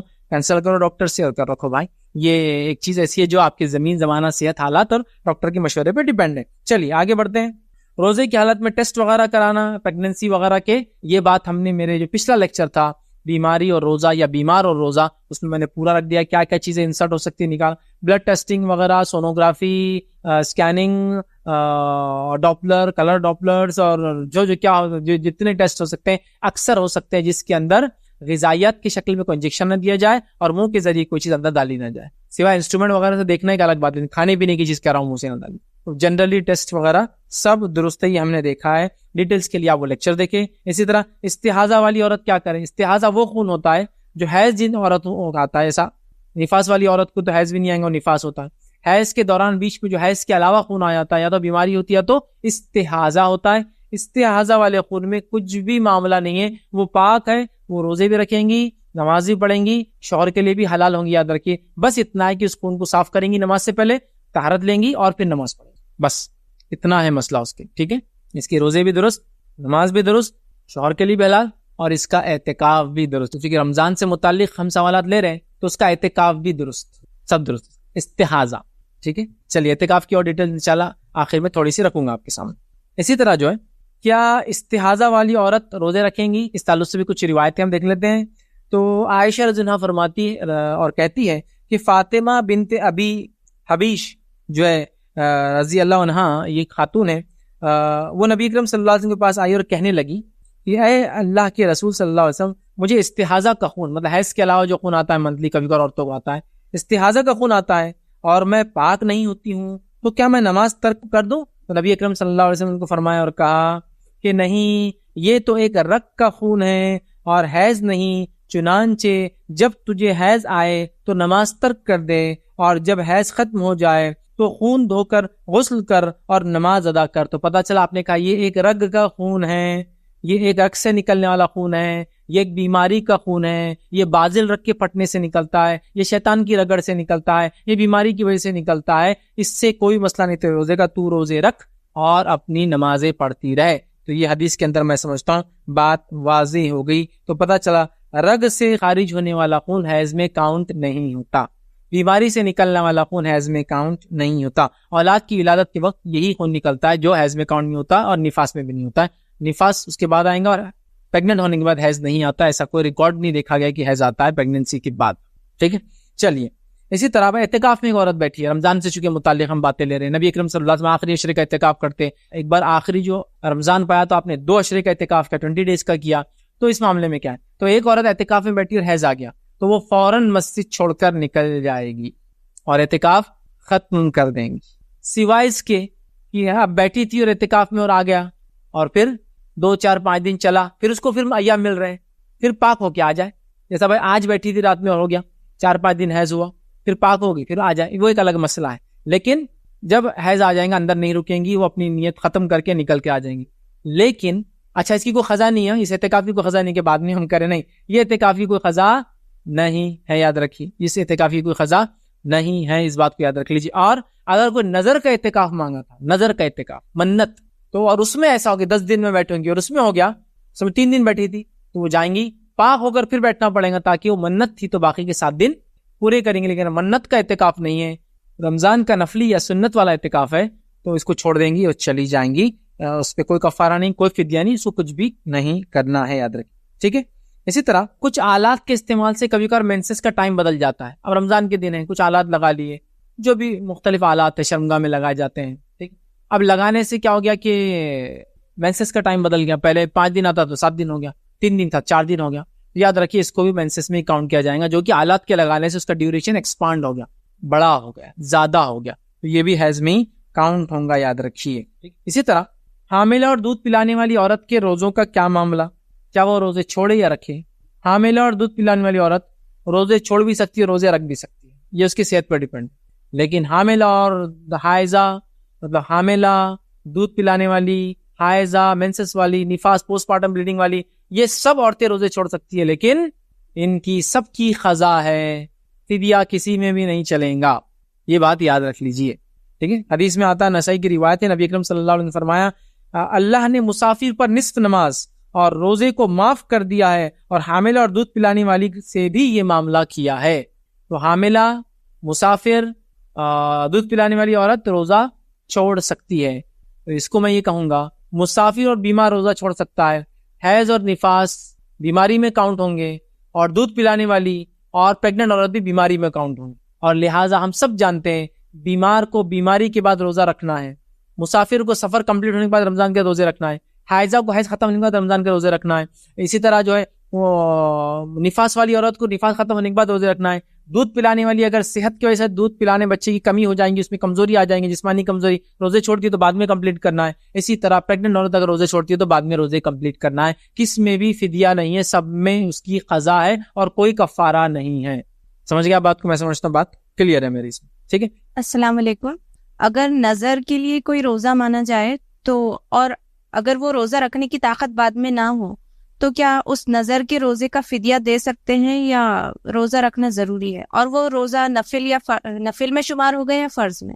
دیکھیے بہن نے سوال نظر کے روزے کا کیا، تو نظر کا روزہ پورا کرنا واجب ہے، ضروری ہوتا ہے، تو اگر کسی نے نظر کے روزے مانگے اور اب نہیں رکھ سکتا ہے تو اس کو نظر کے توڑنے کا کفارہ ادا کرنا پڑے گا، اور نظر کے توڑنے کا کفارہ وہی ہے جو قسم کے توڑنے کا کفارہ ہے، ایک غلام آزاد کیا جائے، یا پھر 10 مسکینوں کو کپڑے پہنا جائے، یا پھر 10 مسکینوں کو کھانا کھلایا جائے، یا 3 دن کے روزے رکھے جائے مسلسل کنٹینیوسلی، 4 چیزیں، غلام کا آزاد کرنا، 10 مسکینوں کو کپڑے پہنانا، 10 مسکینوں کو کھانا کھلانا، یا 3 دن مسلسل روزے رکھنا۔ کھانا وہ کھلایا جائے جو ایوریج آپ کھاتے ہیں، کپڑا وہ پہنایا جائے جو ایوریج آپ پہنتے ہیں، اور 3 دن کے روزے رکھے جاتے ہیں۔ یہ ہے نظر کا یا قسم کے توڑنے کا کفارہ، ٹھیک ہے۔ تو یہ دونوں میں سے آپ جو کرنا چاہیں، تو بہرحال یہ قسم کا یا نظر کا کفارہ دونوں ایک ہے، لیکن قرآن میں نہیں، قرآن میں صرف قسم کا کفارہ ہے، لیکن حدیث میں آتا ہے قسم کا کفارہ جو ہے وہی نظر کا کفارہ ہے، تو یہ کفارہ دے دیں انشاءاللہ مسئلہ حل ہو جائے گا۔ اب چونکہ روزے کا ہی نیت نظر تھی نہیں پورے کر پا رہی ہے، تو پھر وہ کھانا کھلانے کے ذریعے کر 10 مسکینوں، فرض روزوں کی قضا کے لیے کیا جمعے کے دن سے روزہ رکھا جا سکتا ہے یا اس روزے کو جمعے کے دن رکھا جا سکتا ہے؟ دیکھیں قضا روزے جو رمضان کے وہ کبھی بھی رکھے جا سکتے ہیں، اس کے لیے کوئی جمعہ کوئی ہفتہ کسی کی قید نہیں، کیونکہ عام دنوں میں نفل روزے کے لیے جمعہ کا روزہ منع ہے، ہفتے کا اکیلا روزہ منع ہے. پھر جمعہ رکھنا ہے تو یہ تو جمعرات جمعہ رکھو، ہفتہ رکھنا ہے تو جمعہ ہفتہ یا ہفتہ اتوار رکھو. جمعہ اور ہفتے کا اکیلا روزہ رکھنا منع ہے نفل، لیکن فرض قضا روزے کبھی بھی ادا کیا جا سکتے، جمعہ کو بھی رکھ سکتے آپ، ہفتے کو بھی رکھ سکتے یا کسی بھی دن رکھے جا سکتے ہیں، یاد رکھیں. اسی طرح ایک سوال کیا، بعض اوقات اکثر رمضان میں حیض کے ایام ختم ہونے کے بعد اس کے دوسرے یا تیسرے دن حیض جیسا چھوٹا یا بڑا اسپاٹ نظر آتا ہے، جبکہ عام مہینوں میں ایسا کبھی کبھار ہوتا ہے، تو کیا وہ اسپاٹ حیض میں شمار ہوگا یا استحاضہ ہوگا؟ اور اگر ایسا ہو تو روزے کو باقی رکھے یا توڑ دیں؟ اور اس میں نماز کا کیا معاملہ ہوگا؟ تو یاد رکھ لیجئے صحابیہ اس معاملے کو کچھ بھی نہیں مانتی تھی. جب حیض کا پیریڈ ختم ہو گیا، فکس ٹائم آپ کو پتا تھا، وہ فنش ہو گیا، اس کے بعد آنے والے اسپاٹ، دھبا، بڑا چھوٹا، کلرفل، ان کلر، مٹیا کلر، کمزور کلر، زیادہ کلر، کوئی فرق نہیں پڑتا. اس سے آپ کنٹینیو کیجئے اپنے روزے کو، نماز کو. بس مسئلہ یہ ہے کہ ہر بار آپ کو طہارت کرنا ہوگی، اگر وہ کنٹینیو جا رہا ہے اور ایسا ایک آدھ بار ہوتا ہے تو پھر آپ کو صرف اتنا ایک بار صاف کرنا ہے. آپ کے روزے رمضان پہ اس کا کوئی فرق انشاءاللہ عزیز نہیں پڑتا ہے. صحابیات اس کو کچھ بھی نہیں مانتی تھی، نتھنگ، کوئی ایشو نہیں انشاءاللہ. آئے کسی نے سوال کیا، اگر رمضان کے مہینے میں حیض کا خون اس کے مخصوص ایام سے پہلے بند ہو جائے، حالانکہ ایام پورے ہوتے ہیں، مطلب ہر مہینے کچھ جو ہے ایام پورے ہوتے ہیں، تو کیا غسل کر کے روزہ رکھ سکتے ہیں یا حیض کے ایام پورے کرنا ضروری ہے ہر مہینے کے حساب سے؟ دیکھیے اس معاملے میں کبھی کبھار ایسا ایب نارملٹی رمضان میں کھانے پینے روٹین چینج ہونے سے ہو سکتا ہے، لہٰذا اس کو آپ یہ سمجھے کہ حیض ختم ہو گیا، آپ اپنا غسل لے لیں اور اس کے بعد روزے رکھے، دیکھا جائے گا. پھر اگر ویسے ہی کنٹینیو خون آتا ہے، اسی رنگ کا، اسی کلر کا، اسی انٹینسٹی کا ایسا حیض میں آتا تھا، تو پھر آپ وہ روزے کو توڑ دیں اور اس کے بعد میں اس کی قضا کر لے، اس میں کوئی نہیں. لیکن انتظار کرنا کہ ہو سکتا ہوگا اور خاموخواہ ناپاک رہنا، روزہ چھوڑنا اچھی بات نہیں ہوگی. رکھ لے، رکھنے میں کوئی گناہ نہیں. ہاں جانتے بوجھتے کہ حیض اور نفاس سے روزہ رکھنا گناہ ہے کیونکہ اللہ نے منع کیا، لیکن آپ تو پاک ہو گئے، اب آپ کو لگ رہا ہے اب نہیں ہوں گا، آپ نہ روزہ رکھیں انشاءاللہ عزیز، وہی زیادہ بہتر ہے. اور اگر آ جائے پھر توڑ دے رنگ وغیرہ دیکھ کر، لیکن نارمل سے ہٹ کر جو آئے وہ تو بالکل بھی آپ اس کو کنسیڈر نہ کریں، آگے بڑھیں. اسی نے سوال کیا، پیر اور جمعرات کے روزے نفل ہوتے ہیں تو کیا ہم اس میں اپنے روزے پیر و جمعرات کے ساتھ ملا سکتے ہیں، مطلب رمضان کی قضا؟ تو یاد رکھیے میں نے بتا دیا، رمضان کی قضا روزے پیر و جمعرات کو آپ چاہے تو رکھ سکتے ہیں، لیکن آپ کو نفل اور فرض دونوں کا ثواب نہیں ملے گا، آپ کو صرف اپنے فرض روزے کی قضا کا انشاءاللہ عزیز ثواب ملے گا.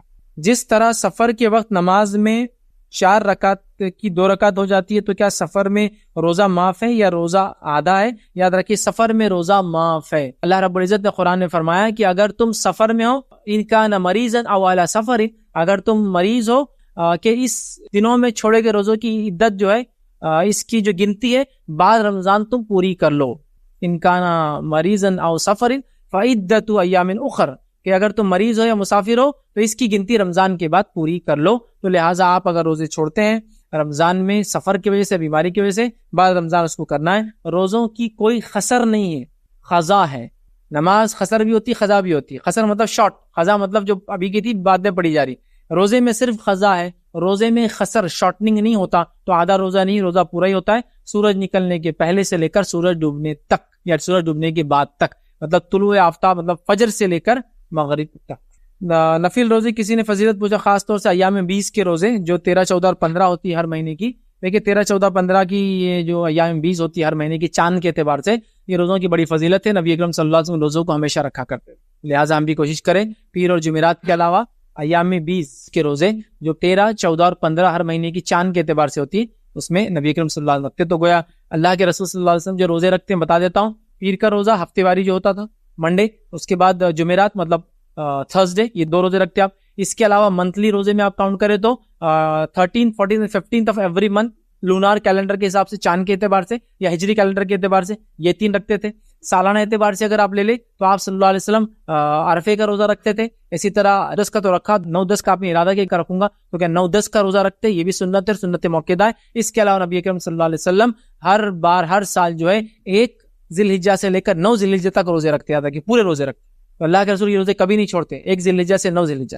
فرض روزوں کے علاوہ یہ تمام روزے بھی نبی اکرم صلی اللہ علیہ وسلم رکھا کرتے تھے. السلام علیکم. یہ جو مسئلے مسائل ہیں اس کے تعلق سے ملت میں بہت سارے لا علمی پائی جاتی ہے، اور لا علمی ہونے کے باوجود بھی علم حاصل نہیں کیا جاتا اور خاموشی اختیار کر لی جاتی. تو آپ کی عورتوں میں اسپیشلی ماؤں کے لیے کیا نصیحت ہوگی کہ وہ اپنی اولاد میں ان مسئلے کے تعلق سے کس طرح سے اویئرنیس پیدا کرے، اور اکثر طور پہ باپ کا بھی اپنے لڑکے کے تعلق سے، ماں کا اپنی بچی کے تعلق سے، کس طرح سے وہ اس علم کو اپنے بچوں میں بانٹیں؟ دیکھیے اس مسئلے کے تعلق سے بہت بھائی نے جو سوال کیا بہت امپورٹنٹ کوشچن ہے کہ یہ مسئلے کے تعلق سے ایک تو لا علمی ہوتی ہے، دوسرا علم حاصل کرتے بھی نہیں اور تیسرا سننا بھی نہیں چاہتے کسی کی بات.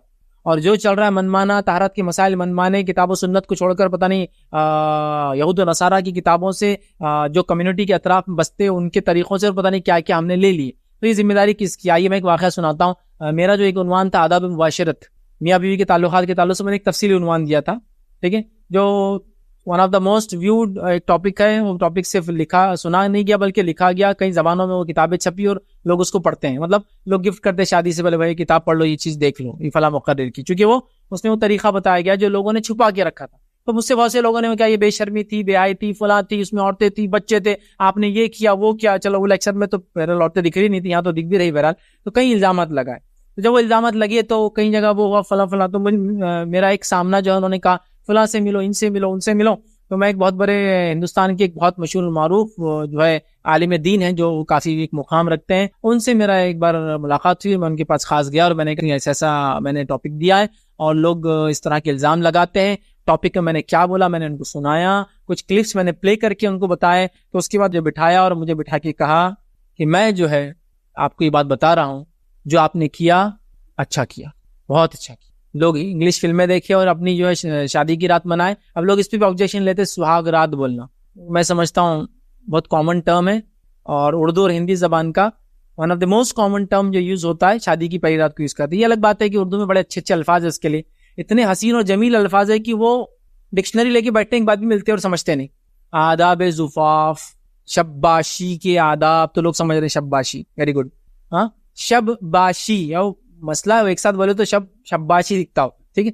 اور اس کے بعد جمع کے آداب تو لوگ لگ رہا ہے اجتماع ہو رہا تو اس کے آداب بات کر رہے ہیں، نہیں سمجھتا ہے نا. سہاگ رات سمپل ٹرم کہیں بھی کوائن کرو لوگ سمجھ جائیں گے اس سے میں کیا بولنا چاہ رہا ہوں. میں نے وہ ٹرم میں نے ان سے جب کہا تو انہوں نے کہا آپ نے جو کیا بہت اچھا کیا، امت کو گائیڈنس کے لیے اگر یہ نیت سے آپ نے کیا. اور ماشاء اللہ میری نیت ہوئی تھی. نکاح آدھا دین ہے تو کیوں نہ آدھے دین میں اپنا حصے داری بن جائے، اور ظاہر سے ثواب اسی کے حساب سے ملیں گا نا. وہی نیت گائیڈ کرنا.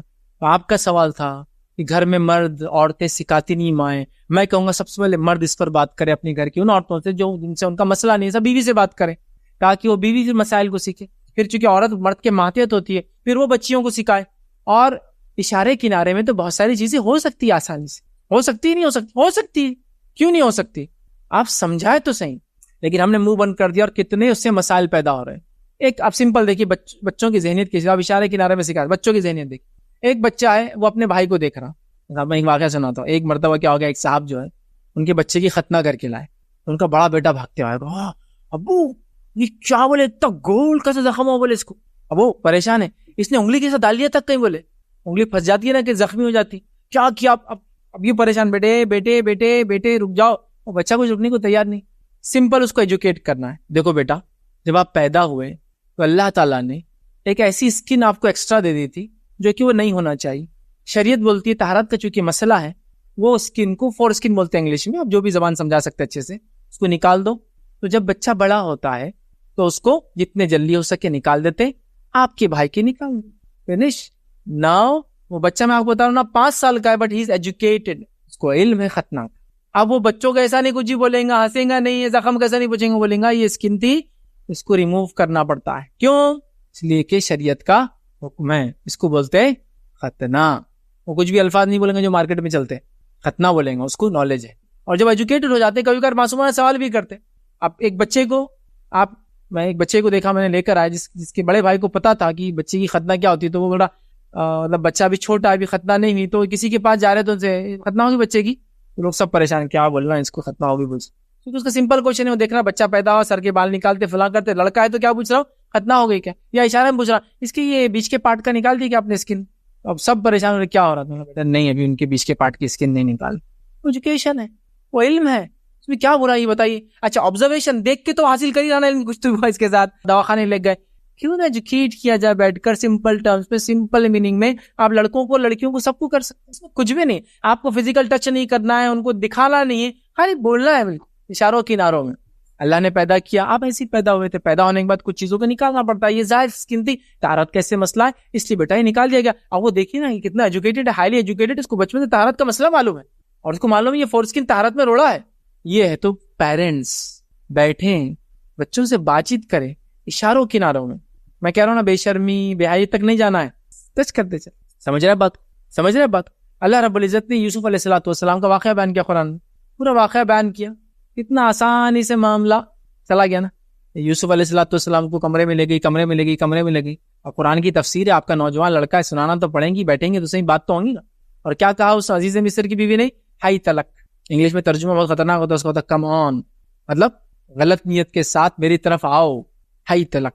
اور انہوں نے کیا کہا, میں اللہ سے ڈرتا ہوں, اور بھاگنے لگی. جب وہ بھاگنے لگے تو یہ اٹھی اور پیچھے سے پکڑ لی, جس سے ان کا کرتا پھٹ گیا. کرتا آسانی سے نہیں پھٹتا, بہت طاقت لگانا پڑتی. لیکن وہ بھاگے, دروازے کھول کے باہر نکل کے جب باہر گئے تو لوگ کھڑے ہوئے تھے, لوگوں نے دیکھ لیا. عزیز مصر کی بیوی نے فوراً بہانہ بنا دیا, کیا کہا, یہ میرا ریپ کر رہا تھا, اس نے میرے بری نظر ڈالی. قرآن میں بیان, آپ بچوں کو گائیڈ کر سکتے, نوجوان لڑکوں کو اپنی لڑکیوں کو گائیڈ کر سکتے. واقعہ ایسا اسموتھلی ایکسپلین کرتے ہوئے جا رہا ہے, اور آج کل کے دور میں تو اس کی شدید ضرورت ہے. میں تو کہتا ہوں ہر بچے کو سورہ یوسف نوجوانوں کو خاص طور سے پڑھا دی جائے, تاکہ وہ سمجھ لے.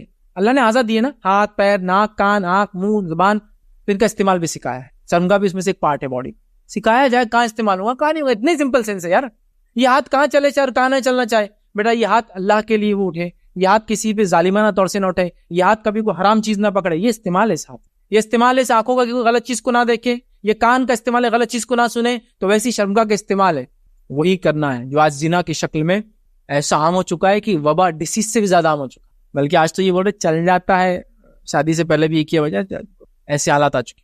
تو پیرنٹس, ذمہ دار, گھر کا بڑا, بہت آسانی سے, بہت سمپل ٹرمز میں, بہت آہستہ سے, بہت باریک انداز سے بات کرتے چلے جائے, بچے سمجھ جاتے, ڈیکوڈ کر لیتے ہوں, اس کا میننگ ہے, اس کا میننگ ہے, اس کا میننگ ہے.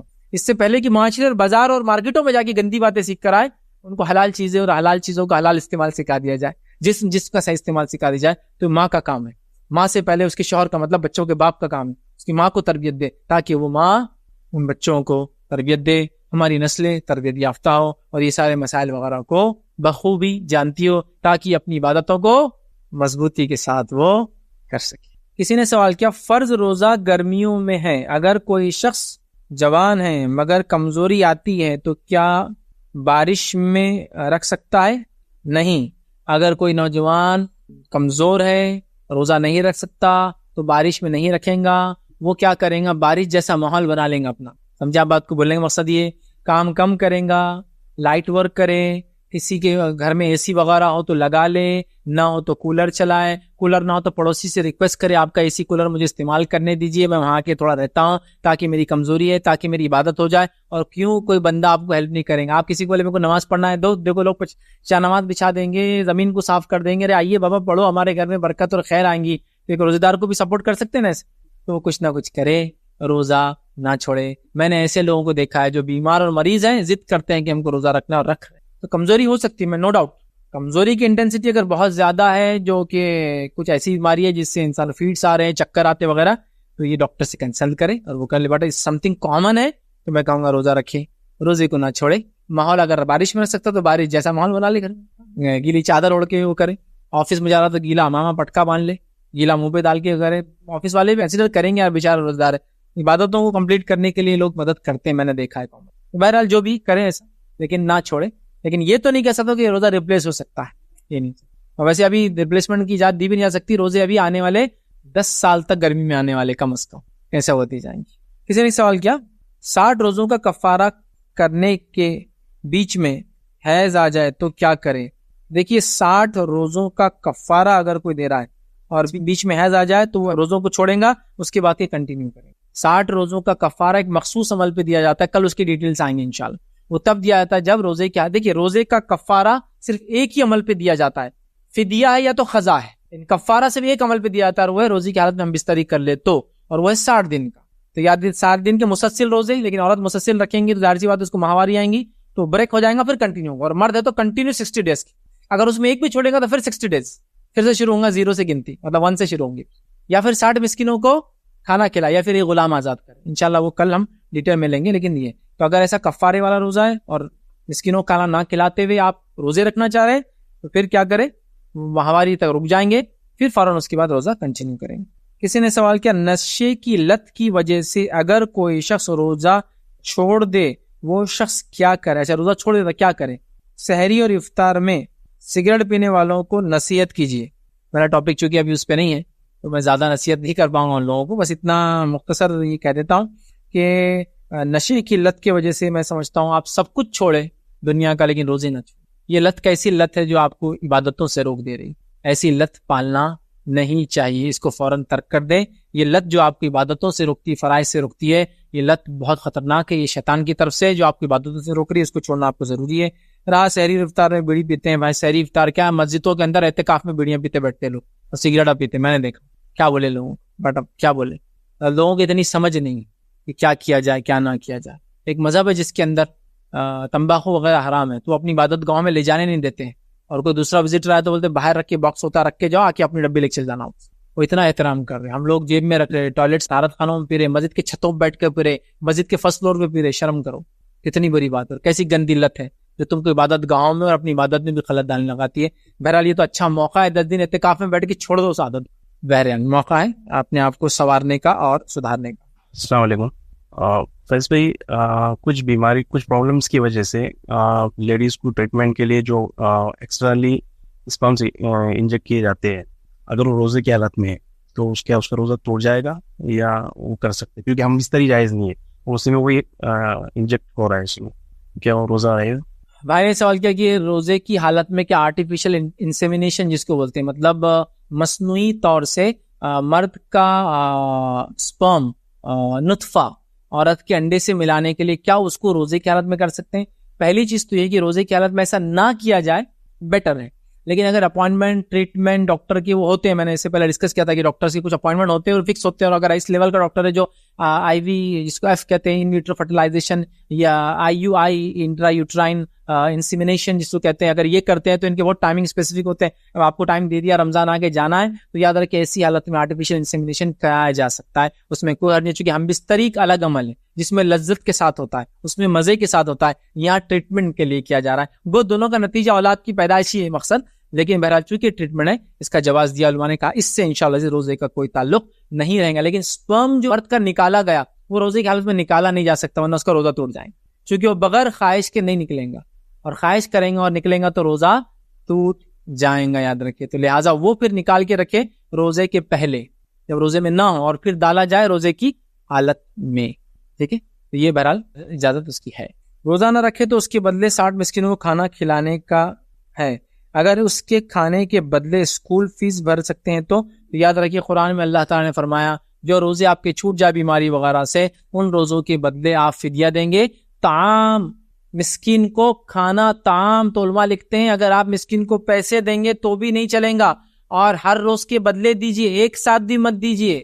پتا چلا ایک ساتھ دیے اور اس نے کیا کیا, آدھا بیچ دیا اور آدھا ہی کھایا. تو کھانا شرط ہے, کھلانا. تو وہ کہتے ہیں ہر روز کے بدلے دے دے, تو 60 نہیں ہوں گے 30 ہوں گے. اگر 60 روزے چھوٹے تو 60 مسکین, ایک روزے کے بدلے ایک مسکین کو کھانا ہے صرف. عبداللہ ابن عباس رضی اللہ عنہ کا یہ قول ہے کہ ایک روزے کے بدلے 2 مسکین, وہ احتیاطی پہلو ہے, لیکن اس کی ضرورت نہیں ہے, ایک بھی کافی ہے. ویسے تو 10 کو کھلائیے, آپ کھلانا ہے تو وہ صدقہ ہے, لیکن ایک فدیہ ہے. تو 30 دن کے روزے کے 30 ہوں گے, 60 دن کے روزوں کے 60 ہوں گے, 30 کے 60 نہیں ہوں گے, یاد رکھیں. تو لہٰذا مسکین کو کھانا ہی کھلانا ہے, اس کو کپڑے, فیس, برتن, شیر خرمے کا سامان, سیویاں وغیرہ وغیرہ نہیں چلیں گی, اس کو کھانا ہی کھلانا ہے. طعام سے اللہ نے خاص کیا فدیے کو, طعام مسکین, کھانا کھلائے ایک مسکین کو, جو ایوریج فوڈ پیٹ بھر کے ایک آدمی کا ہو. ایکسس جو دینا چاہے وہ صدقہ آپ کا انشاءاللہ. رمضانوں میں نیکی کا بھاؤ زیادہ رہتا ہے. اگر عورتیں جو ان کی عبادتیں چھوٹ جاتی ہے تو ظاہر ہے وہ بہت زیادہ ثواب کھو دیتی ہے. اس کے بارے میں کیا ہوگا؟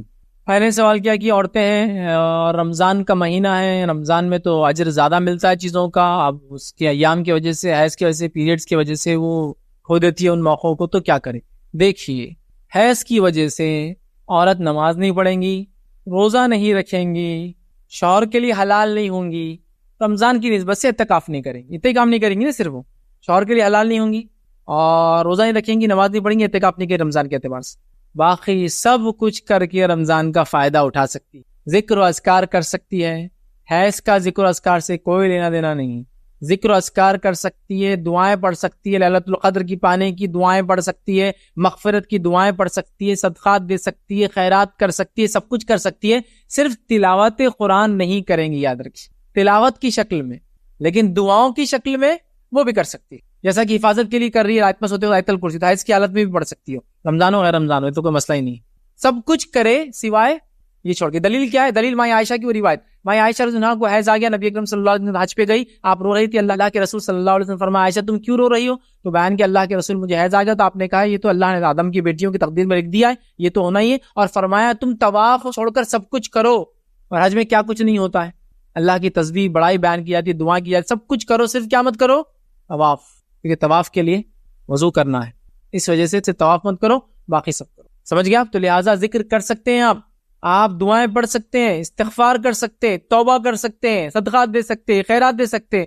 صرف نماز روزہ, چونکہ وہ تو ظاہر سی بات ہے ہی نہیں, نماز روزہ اور شوہر کا معاملہ ہوگا, چونکہ اس کا بھی عبادت سے کوئی تعلق نہیں, اس لیے وہ چھوڑ دیتے, باقی اعتکاف نہیں کر سکتی, بعد میں کر لیں, جتنے دن ہو اتنے دن کر لیں, ٹھیک ہے. لہٰذا باقی سب کرے, خاص طور سے شب قدر کو ضائع نہ کرے. شب قدر بہت ساری عورتیں پوچھتی ہیں حیض کی حالت میں ہم کیا کریں؟ حیض کی حالت میں تم نماز, تلاوت قرآن چھوڑ کر سب کچھ کرو. ویسے بھی رات میں تو روزہ رہتا ہی نہیں, سب کچھ کرو, استغفار کرو اور دعائیں پڑھو. اللہم انک عفو تحب العفو فاعف عنی, کہ اللہ تو پسند کرتا ہے معاف کرنے کو, تحب العفو تو پسند کرتا ہے معاف کرنے کو, فاعف عنی مجھے معاف کر دے. ٹھیک ہے, اللہ تو بہت معاف کرنے والا ہے, معاف کرنے کو پسند کرتا ہے, مجھے معاف کر دے. دعائیں کرو, استغفار کرو, توبہ کرو, اور کیا کچھ نہیں کر سکتے. دعائیں سے مراد جو دعائیں عربی میں وہ کرو, جو دعائیں تم کو یاد ہے وہ کرو. یہ تمام چیزیں بہرحال اس کی حالت میں بھی کر سکتے ہیں, اور رمضان کا پورا فائدہ جو شیئر مارکیٹ بڑا رہتا ہے نیکیوں کا, فل فائدہ اٹھا سکتے ہیں. کسی نے سوال کیا فدیے کے لیے جس مسکین کو کھانا کھلاتے ہیں اس مسکین کو کھانا کتنے وقت کا کھلانا چاہیے؟ یاد رکھیے ایک وقت کا کھانا, ایک دن کا نہیں, پھر سن لیجیے, ایک وقت کا کھانا ایک مسکین کو کھلانا یہ ایک روزے کا فدیہ ہے. عبداللہ ابن عباس رضی اللہ عنہ, یہ صحابی کا قول ہے, وہ کہتے ہیں ایک مسکین کو 2 وقت کا کھانا کھلانا, تو ایک دن کا نہیں ہے, ایک وقت کا ہے, اور اس سے زائد جو آپ دینا چاہے آپ کی مرضی ہے. اس نے سوال کیا ہسبینڈ کو دور رکھنے کے لیے نفل روزے رکھ سکتے ہیں کیا؟ ویری گڈ, ٹھیک. تو بہرحال حدیث میں الفاظ تو اس کے الٹ ہیں. حدیث میں نبی اکرم صلی اللہ علیہ وسلم فرمایا کوئی عورت اپنے شوہر کی اجازت کے بغیر نفل روزے نہ رکھے. تو اب بہرحال پھر بھی وہ چاہتی ہے کہ وہ ایسا کر کے شوہر کو دور رکھے. بہرحال اس کی نیت ٹھیک نہیں روزہ رکھنے کی, نیت تو یہ ہو کہ اللہ کو راضی کرنے کے لیے روزہ رکھے. السلام علیکم. وہ حیض کی حالت میں وضو کر سکتے کیا؟ اور جا نماز پہ بیٹھ کے بولتے پڑھنا نہیں ہے کوئی ذکر اذکار, یا عصر کے بعد پڑھتے اپن تو وہ بھی نہیں پڑھنا ہے, جا نماز پہ ایک جگہ بیٹھ کر. اور جس طرح 5 وقت کی نماز کے لیے وضو کرتے 5 وقت بھی وضو کر سکتے. دیکھیے سوال یہ ہے کیا حیض کی حالت میں عورت وضو کر سکتی ہے؟ بالکل. وضو ایک ایسی دائمی عبادت ہے جس کا غسل سے کوئی تعلق نہیں ہے, آپ اس کو بغیر غسل کے بھی کر سکتے ہیں. دلیل نبی اکرم صلی اللہ علیہ وسلم عائشہ فرماتی جب جو ہے ہم سے ہم بستری کرتے ہیں اور اس کے بعد آپ سونا چاہتے یا کھانا چاہتے تو آپ وضو کر لیتے, حالانکہ آپ کو غسل نہیں ہوتا. حدیث میں لفظ نہیں ہے حالانکہ غسل نہیں ہوتے, میں نے بولا مطلب وہ آپ کیا فرما رہی ہے کہ اللہ کے رسول صلی اللہ علیہ وسلم جنابت کی حالت میں ہوتے, جب کچھ کھانا چاہتے سونا چاہتے تو کیا کرتے؟ وضو کر لیتے, حالانکہ غسل نہیں ہے آپ کو ابھی. تو پتہ چلا وضو اپنے آپ میں دائمی عبادت ہے. تو حائضہ عورت وضو کر سکتی, نفاس والی عورت وضو کرتے رہے, ہمیشہ وضو سے رہے, اور انشاءاللہ وضو کے جو بینیفٹس ہے اٹھاتے رہیں گی. اس کا ایسے کوئی تعلق نہیں نا وضو کا ایک آدمی جنابت کی حالت میں وہ بھی وضو کرے, اس کا بھی ثواب. تو وضو ایک مستقل عبادت ہے. ہاں وضو ایکٹیو جب ہوگا جب غسل کے اوپر کیا جائے گا, جب نماز پڑھ سکتے, یہ بات تو اپنی جگہ ہے. لیکن غسل نہ بھی ہو تو وضو اپنا اجر دیتا ہے. حدیث میں الفاظ ہے جو آدمی جنابت کی حالت میں ہو فرشتہ اس کے قریب نہیں آتا ہے سوائے اس کی کہ وضو کر لے. تو پتا چلا وضو کر لیں گے تو فرشتہ نزدیک آ گیا, مطلب جنابت کا اثر کچھ نہ کچھ تو کم ہو, ورنہ جنوبی آدمی کے نزدیک فرشتہ نہیں آتا ہے. سمجھ گیا؟